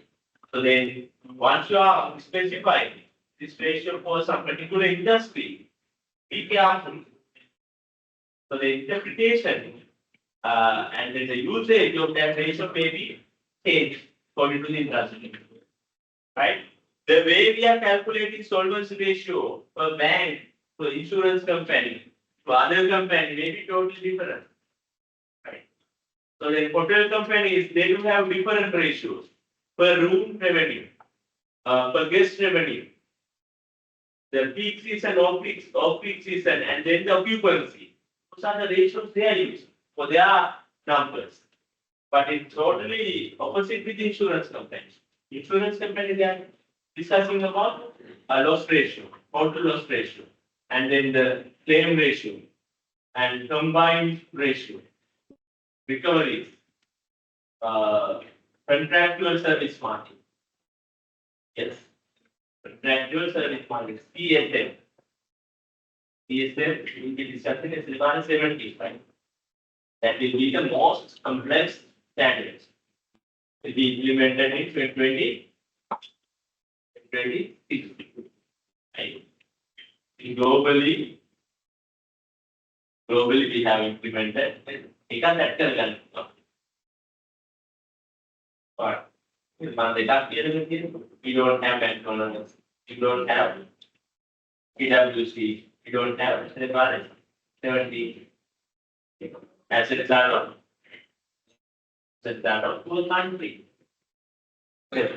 Developing country indication can give us or can be power and gas, even no counting the again. The part is 17 up to now. We can't ready for that.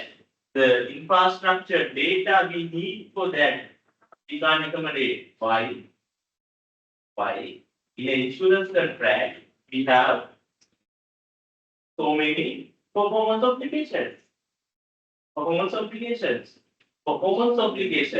As per SLFRS 15, right? SLFRS 15 scope in areas clearly says that insurance contract can't be scoped in SLFRS 15. Typically they are saying why? It's complex. Once you are having an insurance contract, the performance obligations relate to different sectors. One is the FD type, financial instrument type contract is there. Life insurance and FD එකක් දැම්මා වගේ නේ. FD එකක් දැම්මා. බලන්න සල්ලි හම්බෙන්න. එහෙනම් ඒක කියන බැංකින් පාර්ට් එක. ඒකට. ඒත් එක්කම ඔයාලා ඇක්සිඩන්ට් වුණා. ඔයාගේ වම් අත ගියොත් ගානක් හම්බෙනවා, දකුණු අත ගියොත් තව ගානක් හම්බෙනවා. වම් මෙහෙට දකුණු මෙහෙට full life එකම ගියොත් ඔයාගේ නේද? family එකට හම්බෙන්න ලොකු ගානක්. How about that? That's all about insurance value. Insurance service. The different service, different cash flow, different return, different arrangement, different commitment. So what's there? The commitment they talk there. Wow, man, look from where? From where? How there? Why I don't know? Medical service is there. So medical service is service. Hospital level part we can get up for salary. Then what insurance company is there? You know what is it? If the insurance contract, you have medical benefit, life cover and FD type of financial, right? So then three different performance obligations. Three different performance obligations should be evaluated, should be treated by using three different accounting standards. Financial instrument, FD, the balance line, insurance contract, insurance liability, the balance 70, contractual service quantity. Health benefit, hospital service, SLFRS 15, revenue with customers, right? So then, one contract, one premium should be split to three different cash flows and evaluate, calculate return rates and recognize the revenue. Identify onerous contract are too complex to get that granular level information as a country we are not ready. That's why we are deferring that standard up until 2026. For in countries 2023 implement what are being implemented. That's it. එතකොට අපි කියන්නේ මොකද්ද? අපි අවුරුදු 4-5 පස්සෙන් තමයි යන්නේ මේ. 5ක් නෙවෙයි 10ක් විතර තමයි පස්සෙන් යන්නේ. ලෝක රටවල. ඒතර පස්සෙන් යන රටක ඉඳලා ගිහිල්ලා පිටරටක වැඩ කරන්න ගියාම අවුරුදු 4ක් ඇඩ්වාන්ස් කෙනෙක් විදිහට වැඩ කරන්න ඕන කියලා මම කියනවා. පාරට යනවනම් යන්න ප්ලෑන් කරන් ඉන්නවා. ඒකද ඒ රටවල අවුරුදු තව ඉස්සරහ අවුරුදු 5කින් විතර කරන්න ඉන්න වැඩ තමයි පන්තිට කම්ප්ලීට් කරන්න. Keep in mind that level of competence should be there if you are going abroad to compete with foreign friends, foreign, the job market. They have that type of confidence. Whatever the new things, new regulations, we have this new standards, DORA, Nepal, different terminologies, different technological aspects. And you have to be familiar with all those aspects. Then only you can do proper analytics, proper ratio analysis after having overall understanding. Right? So then we can go one by one. We can go to firstly liquidity ratios. I'll explain one by one, right? Liquidity ratio, very easy. You know now liquidity is current ratio and then we have quick ratio. Current ratio and the quick ratio. Very simple, right? You have kind of a understanding about this term, current assets and current liabilities, and current asset divided by current liability. It's straightforward and will use for liquidity valuation. We want to explore that simple. We are questioning that whether we are having adequate liquidity to service short-term liability. So normally we encourage to have ratio 2. Ratio 2. So then higher ratio make a very argument. But that is it. Make a very argument. Huh? Very.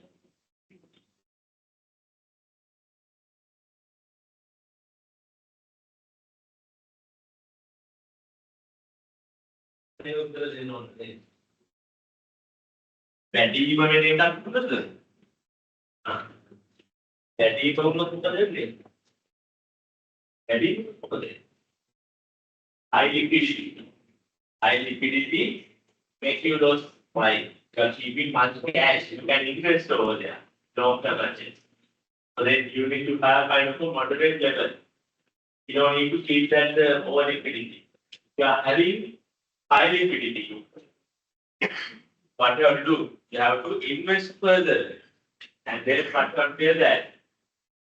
You have to keep that higher rate, but it should be kind of an average rate.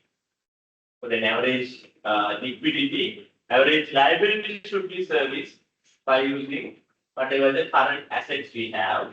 Other than that, whatever the excess liquidity should be invested. If we are having 4-to-1, it's useless. It is not good, right? So then it means they don't have kind of a strategic investment division. And if strategic investment current asset, we have cash balance you can invest. So then likewise, you have to interpret this. So then current ratio. If you have type of current asset equal to current liabilities, you are getting ratio 1. Another thing is,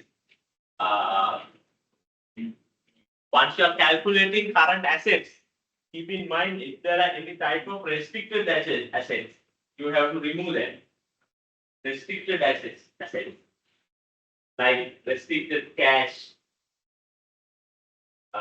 you have to remove those things from current assets.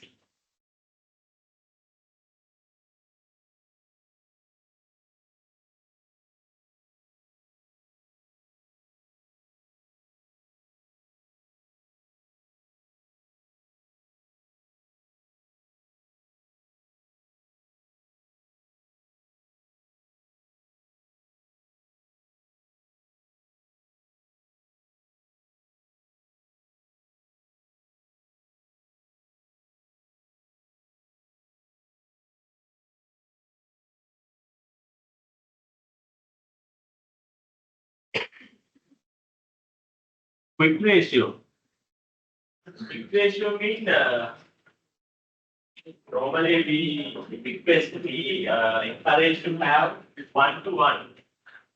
Whatever the liquid asset, we consider inventory, advances, prepayment. All those things are considered liquid asset. From the current asset, what we are going to do? We are going to deduct inventories and divided by current liability. What's the reason? Inventory, we can assume that it is very less liquid item. It will take time to get cash. Because of that, we are going to deduct that from the current asset, and plus whatever the other assets like prepayment, advances, all those things can be deducted from current assets. Okay. Part of the advance payment. Whatever the advance payment, you turn into cash, very difficult, right? If you have given that advance to get some other asset or something like that, so that it's really difficult to convert it to cash. So then quick ratio measure that how much of liquid item, highly liquid item, to service current liabilities. That's very important. Once you are having current liabilities, keep in mind if you are having a type of provisions like long-term type of provision, you can remove that from current liabilities. Provision type of things. You can evaluate that, right? You have done a kind of provision. Some of the provision may be for next 3-4 years. If it is so, you have to get only the current portion.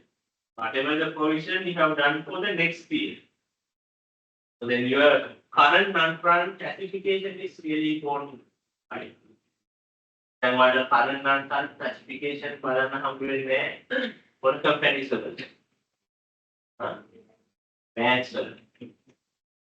banks, insurance companies, leasing companies, current non-current classification is the balance sheet dependent. यार कौन सा दिए इन्हें company पटांगा में property transaction and पटांगा cash. So then the order in the balance sheet in a bank, company, and insurance company totally different with the other company. So in case one, we can do it according to the nature of the business. We can design the order of asset. Accordingly, we don't have current asset and current liability.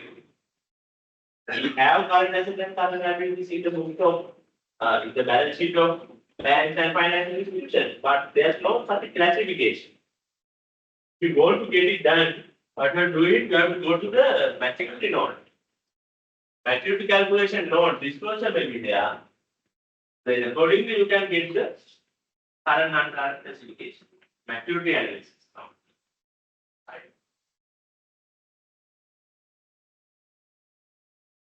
Right.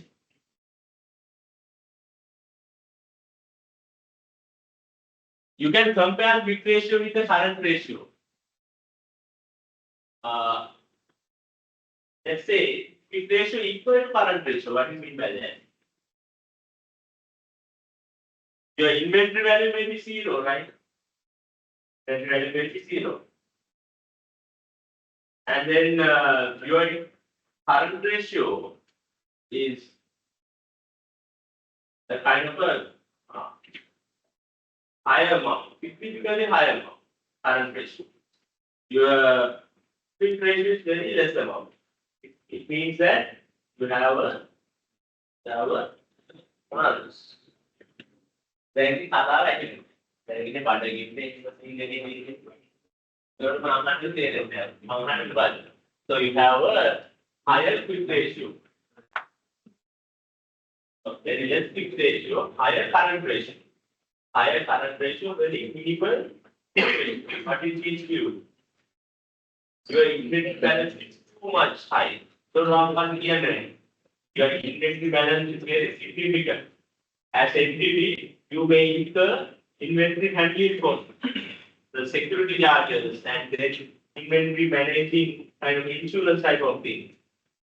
Maybe kind of a warehouse cost, security cost, and then damaged items.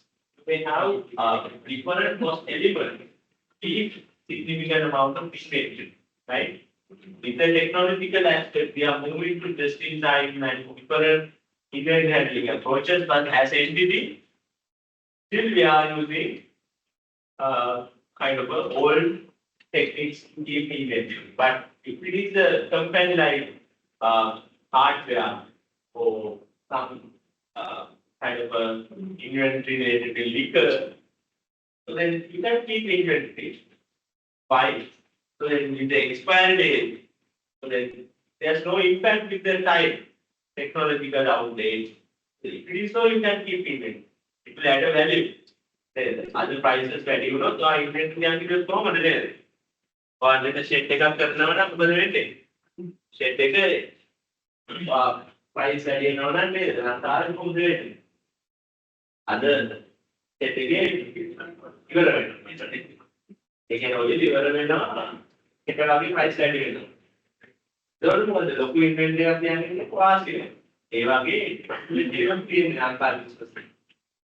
But they are trying to earn money, just earn real. They are focusing on nominal value of money, not the real value. That conceptual change should be there with the business society. As a businessman, what you have to earn?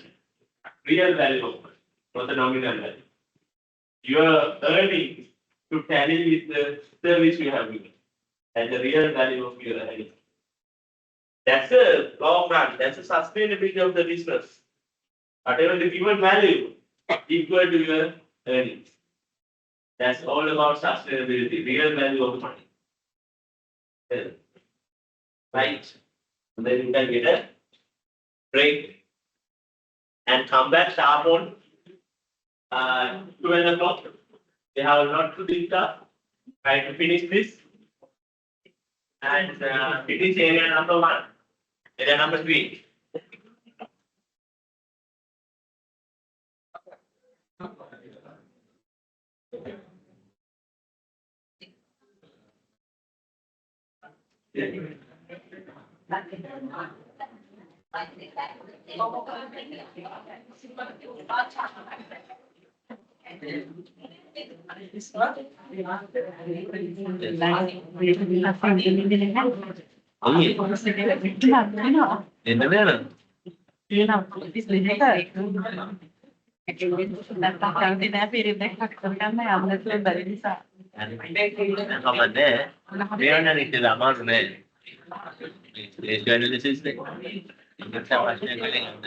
Sign कर ले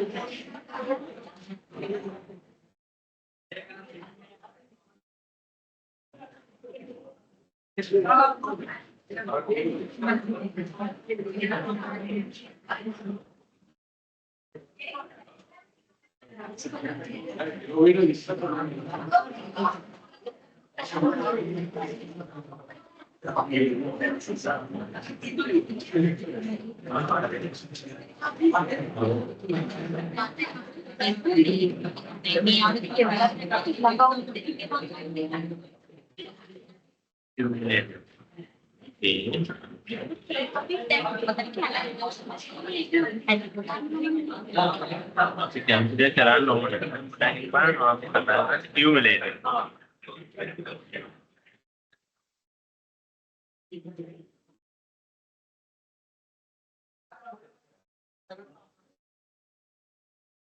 Redeemable preference shares, non-redeemable, non-accumulated preference shares. Redeemable preference share කියන්නේ ඒකේ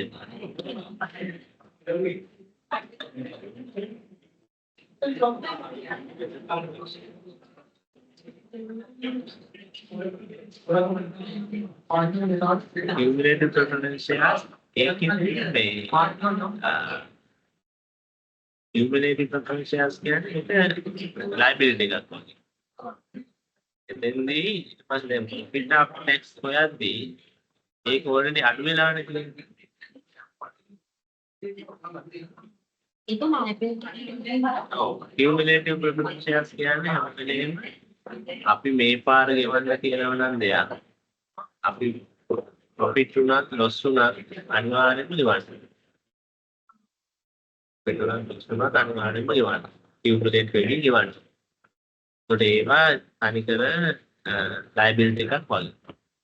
liability එකක් වගේ. එතකොට මෙතන හිතන්න දේ profit after tax කරන්නේ. ඒක already අරන් තියෙනවා. ඒක හින්දා තමයි අපි ගන්න. ගන්න නැත්තේ. ගන්න මේ non cumulative non redeemable preference shares dividend වගේනේ. dividend නේ. මොකද non cumulative. add වෙවි යන්නේ නැහැ. non redeemable. ඒ කියන්නේ අපි ගෙවලා ඉවර කරන්නේ. ටික කාලයක් තියෙනවා. redeem කරන්නේ නැහැ. ඒ කියන්නේ වෙන දෙයක සල්ලි දීලා මේක ඉවර කරන්නේ නැහැ කියන එක. ඒකට යාලා equity holders ලා නෙමෙයි preference share holders ලා. ඒ කියන්නේ share holders ලා වගේ. ඒකට යාට දෙන්නේ dividend එක. ඒකට ඒ ආ දෙන cash outflow එක ඒක යන්නේ equity statement එකට. equity statement එකනේ. එතකොට මේ profit after tax එක අඩු වෙලා නැහැ. හැබැයි EPS කැල් කරන්න අපි ordinary shareholders නන්නේ. ඒක නිසා මේකෙන් අඩු වෙලා නැති නිසා මේ කැල්ල මෙතනින් අඩු කරලා තමයි ordinary shares වලින් බෙදන්නේ. හරිද?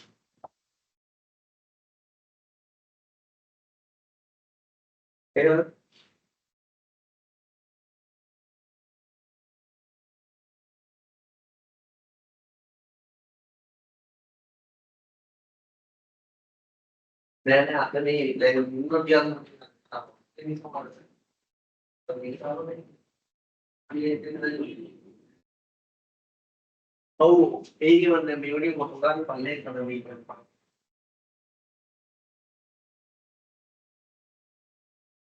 Oh,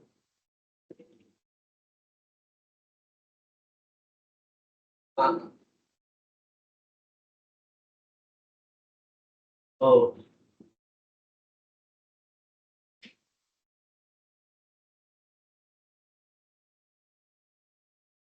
Dia bilang nanti, makin lagi baca kan ini harus benar. Dia tadi.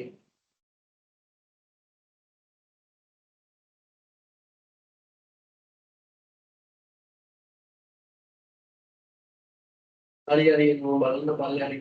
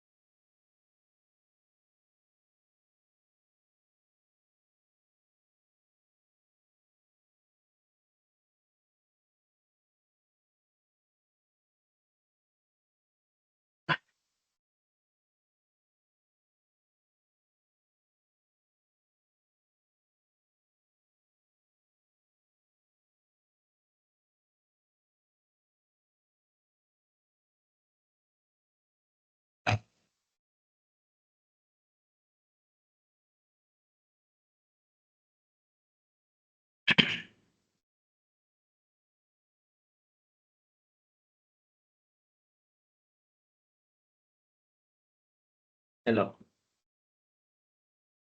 No. Này, ông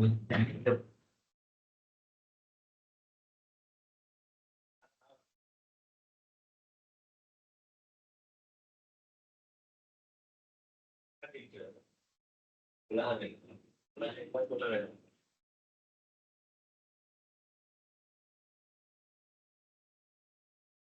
Em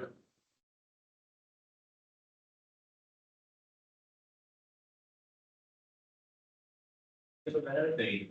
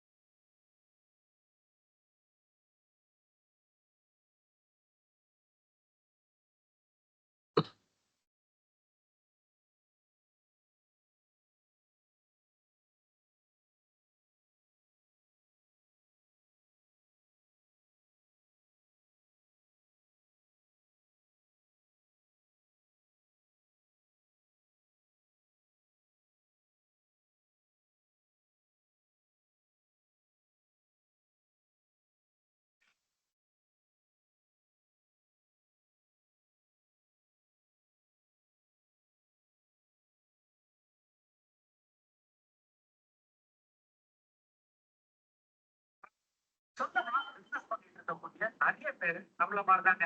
ஒரு சின்ன முதலீடு போட்டு பிசினஸ் ஆரம்பிச்சிருப்பாங்க. ஒரு 1,00,000 இல்ல ஒரு 2,00,000 முதலீடு போட்டு சின்ன லெவல்ல தன்னுடைய பிசினஸ் ஒரு ப்ரொப்ரைட்டர்ஷிப் ஃபார்மா ஆரம்பிச்சிருப்பாங்க. ஒரு 2, 3 வருஷம் போகும்பொழுது பிசினஸ் ரொம்ப நல்லா சக்சஸ்ஃபுல்லா போகும். அந்த டைம்ல தன்னுடைய ஆர்கனைசேஷனுடைய நிறைய நீட்ஸை சாட்டிஸ்ஃபை பண்றதுக்காக தன்னுடைய business proprietorship pharma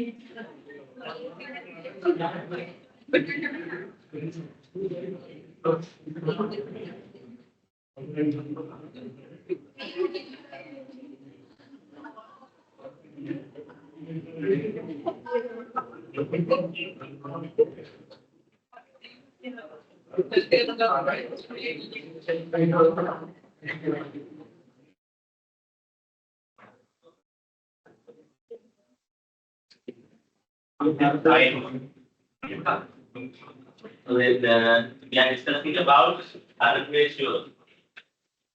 When it comes to right, the quick ratio, right?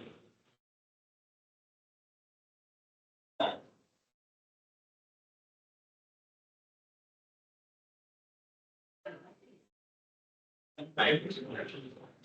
Quick ratio, as we discussed, that's all about cash, high liquidity assets we are having for liability. Liability, right?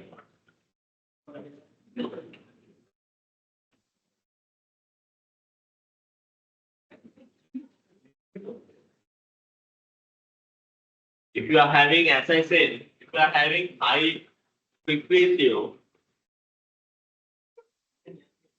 current ratio normally lesser than the higher than the quick ratio. This is normal. Current ratio is higher than the quick ratio, right? Current ratio is higher than the quick ratio. And if you are having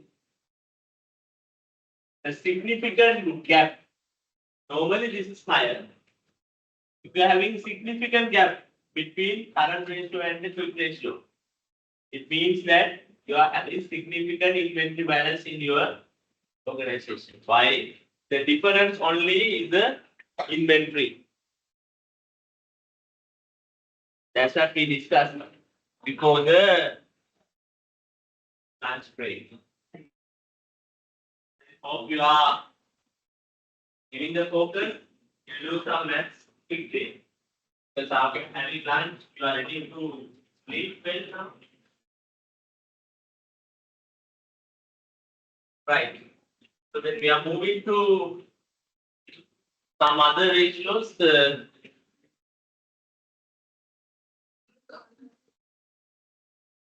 Efficiency ratios. Before we are going to efficiency ratios,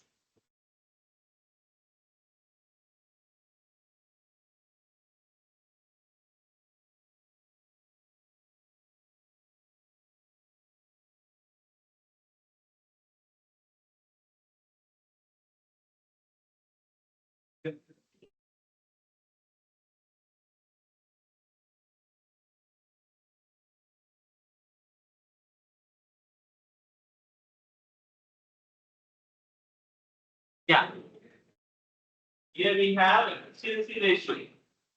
Some of the ratios we are focusing about the operational efficiency. Operational efficiency means efficiency in short time into operations. Number of transactions, asset turnover, inventory turnover, data turnover. So then turnover means the transaction means during the period, how many transactions we are going to do. That's the efficiency. Efficiency all about the expansion, number of transactions.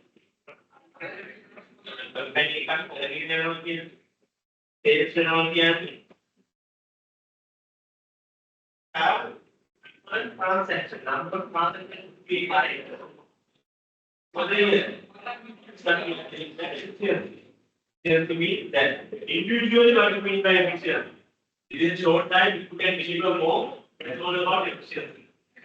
It is kind of a graph. How many number of Government items you are releasing within a year, not year, in hour. Parking section again again. Packing section again again. So then within 30 minutes, within 1 hour, how many items you are delivering? That's all about efficiency. So then as an organization, efficiency within a year, in a day, in a quarter, how many items, how many products you deliver to the market. Then that definitely impact your profitability. The number of items you are delivering. Evaluate that. You may have different customers. That's all about efficiency related ratios. It may be at the turnover, maybe the turnover, maybe no turnover per hour. You can calculate in different ways. So then now the types of ratios maybe differs in the industry to industry. But here we are discussing very basic ratio. Right? One is inventory turnover ratio. Inventory turnover ratio. It means whatever the inventory you have, how many times you sold within a year. How many times you sold within a year. Let's say you have inventory item, 100 inventory items. You want to see, today we have some inventory items. As a year, we sold this like 10 times, more than 20 times. So that's all about inventory turnover. So then what it means to you?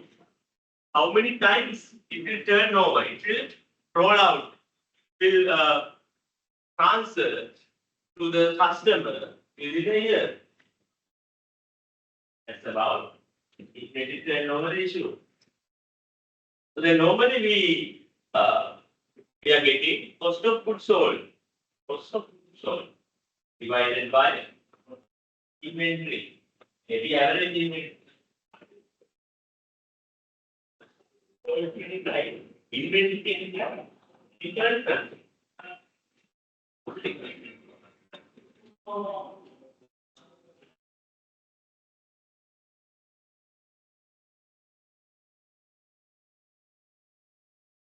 Again.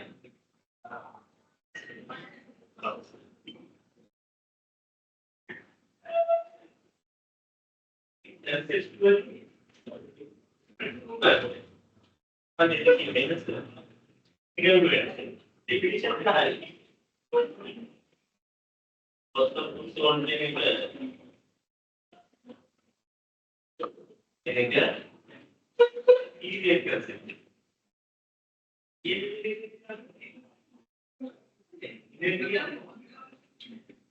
that position.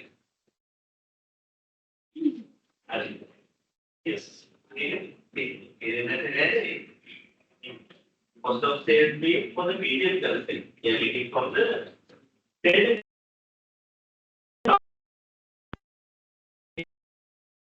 position, balance sheet item.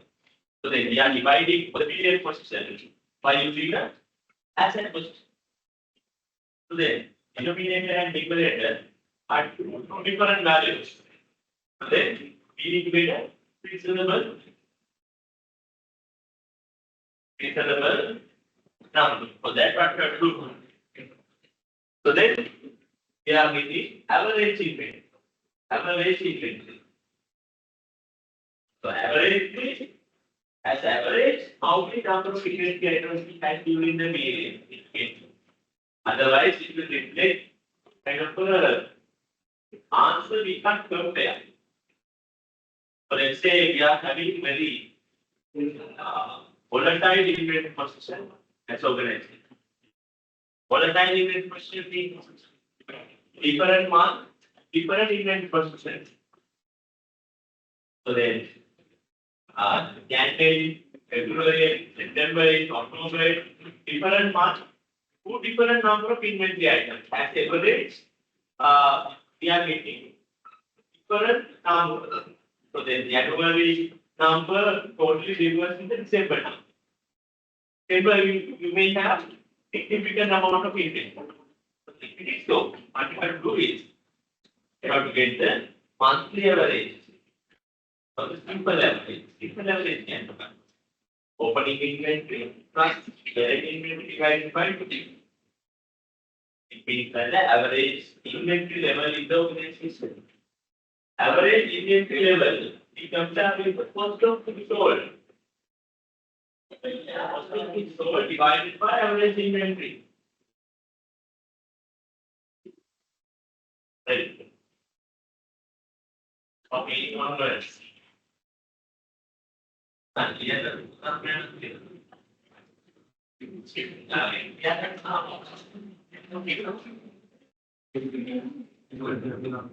right. Cost of goods sold divided by average inventory. Right.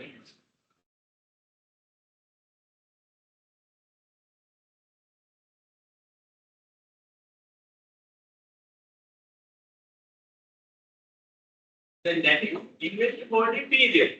So then what you can do is after getting this ratio, what you are going to do is get 365 days divided that you are getting inventory holding period. If you are having one inventory item, which number of days you are keeping as an inventory? Yeah, correct. So then that's the next ratio, inventory holding period. Here the inventory turnover ratio means average inventory, how long you are keeping as a inventory, how long, what are the terms? It means that how many times you sold this inventory in a year. How many times? So that's why we got this cost of goods sold. Rather, we are getting the revenue. Revenue converted to cost of goods sold. It is there now. What is that? Cost of goods sold divided by average inventory. We discussed why we are getting average inventory, right? We discussed the reason why we are getting average inventory. What's the reason? Reason is we are comparing two different concepts. Asset concept with the for the period concept. Asset concept with the for the period concept. So then asset concept for the period concept. Asset concept. We have kind of average compare with the for the period concept. That's why we are getting average inventory. So then average inventory you can calculate daily average inventory, monthly average inventory. So then simple average that depends on your inventory volatility. If you are in a hotel industry, your inventory daily is a occupancy. In the peak time, you may have high inventory balance. Low peak time, you are not having inventory. Very minimal balance. Then that averages product we are not now fixed seasonally. If it is so, you are in a seasonal business. Your inventory balance also vary in the year. If it is so, you need to get the monthly average. Monthly average means at 12 months inventory, at 12 months, monthly inventory divided by 12. That's the correct thing you are getting. It means average fee. How many inventory holding your organization? And we are getting as the numerator cost of goods sold divided by this inventory. So then what we are getting? Cost of goods sold means during the period how many items is sold. They might. Average we are getting this much.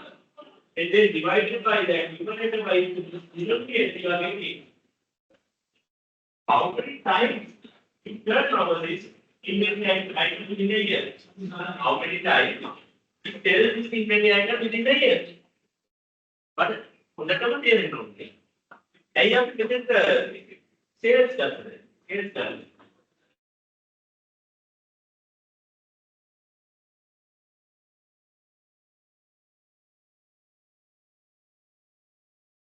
Yes. Appreciated cost में मिलता है ये. Sales customer profit लगाती है. Selling price लगाती है. cost inventory inventory item was cost right. So we don't have a selling price. We don't have a margin included in the cost of goods sold. We are using same price. So then if we are using the sales divided by average inventory, we are not getting the exact picture, right? We are dividing some of the profit element by using average inventory.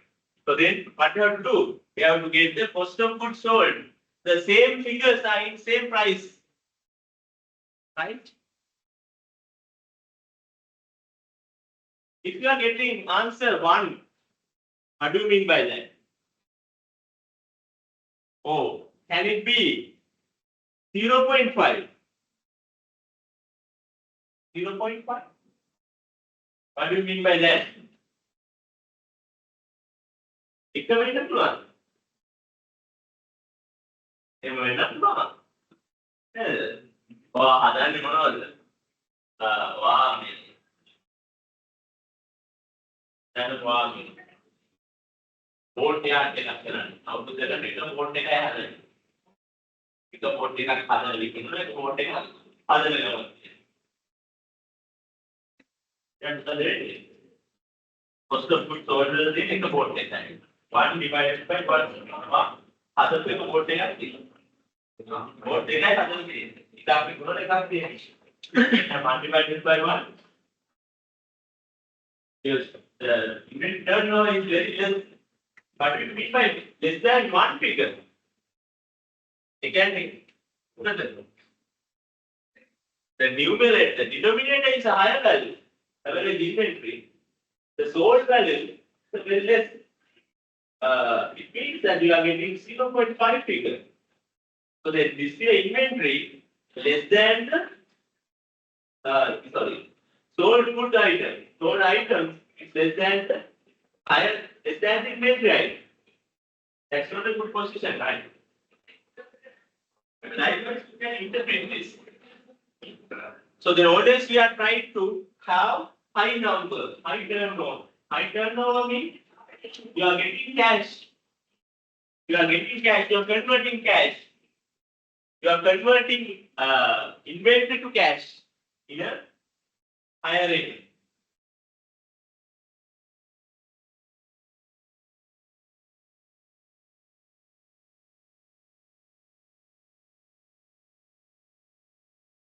Yes.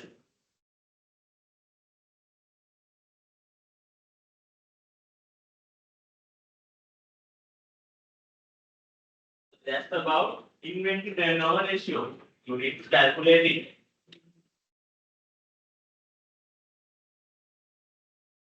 Calculate it based on the inventory position in your organization. Some organization, we don't have inventory, they may be relevant, right? If it is a bank, insurance company, you don't have much inventory. So then this may be an irrelevant ratio.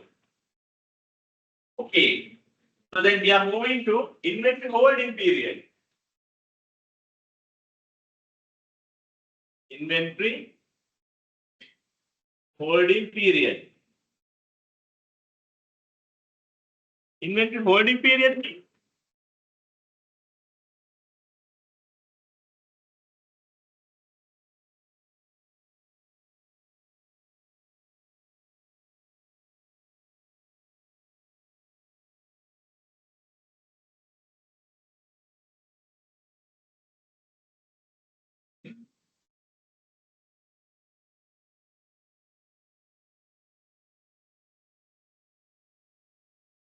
We have inventory here. Inventory, you know that case 2, as at the reporting date, we have this much of inventory, maybe finished good, WIP, and material, right?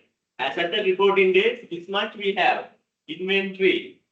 Inventory turnover means this much of inventory within a year. What are the terms